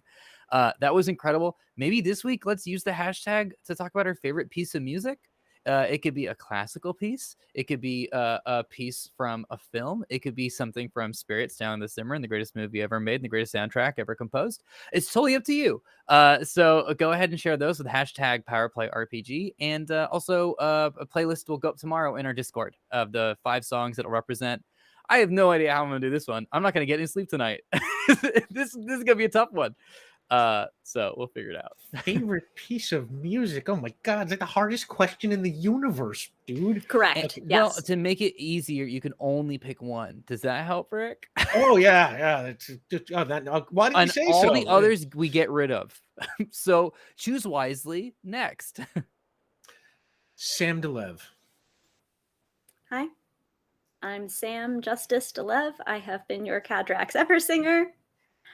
You can find me as a role-playing performer and variety streamer throughout the Twitchernet. I do a whole lot of shows, but none of them hit quite like this, do they? You can get that schedule on twitch.tv/Delevely, DELEVELY, and all of my one-offs on Twitter at Tchaikovsky, CHAIKOVSKY. My shout-outs go exclusively to this cast. I love you all. You're freaking brilliant. No, you are, but what are oh wait. I'm Rick Budd. You can find me on Twitter and Instagram at rbud913, or you can follow the show at PowerPlay RPG. I will be back here next week with these 4 just amazingly brilliant people as the team heads back to Earth. But they will not be headed alone.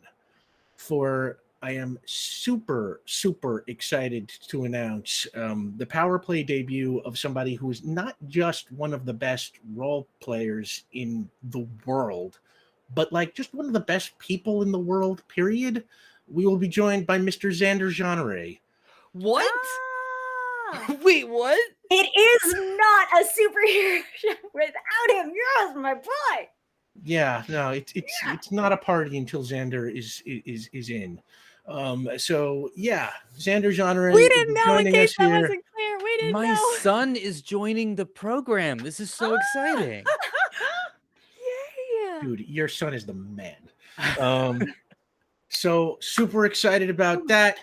And yeah, on that, the theater goes dark, and we are in Mur Island, on Mur Island in the present day. Excuse me, we are on. Oh my god, I messed something up here. Hang on, fixing my notes. Right, hop on the train.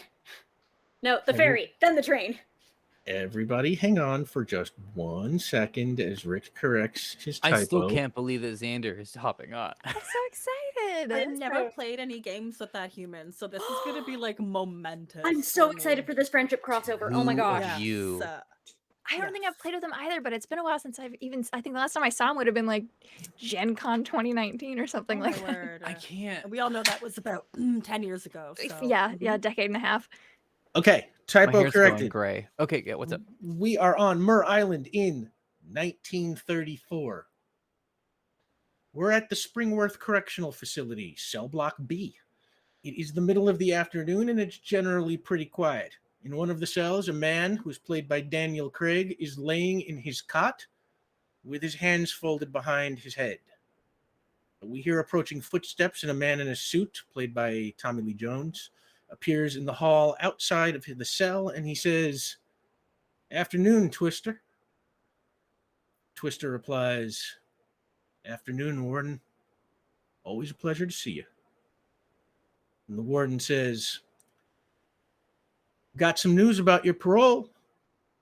He takes a folded piece of paper from his jacket pocket and he opens it up and he reads, "We, the Board of Governors, rule that Louis Whitlow's application for parole is officially denied." "Oh, it's too bad. Looks like you're going to be staying a while." Twister hops to his feet and he says, "Well, I'm sure glad that you decided to deliver me the news in person, Warden." And the Warden says, "Well, why is that?" Twister says, "Well, to be honest with you, I didn't think they'd let me out of here, so I made my own arrangements." And at that moment, there's a blast above the Warden, and part of the ceiling just caves in, knocking him off his feet. 2 masked henchmen leap down through the hole holding Tommy guns. Twister looks at them and he goes, right on time. One of the henchmen shoots the lock off the cell and the door creaks open. And Twister Whitlow steps into the hall and he says to one of his thugs, may I? The thug hands him the Tommy gun and Twister points the gun right at the warden, putting it right against his temple. And he says, any last words? Cowering on the floor, the warden says, don't do anything stupid now. Twister pushes the gun at him and he says, Twister pushes the gun right at him. And then he says, blam! At which point the warden faints. Twister smiles and he says, like I said, always a pleasure to see you, warden. And then he says to his henchmen, let's go, boys. There's something I've been waiting a long time to do. And as they run for the nearest exit, we cut to black. Thanks for playing with us.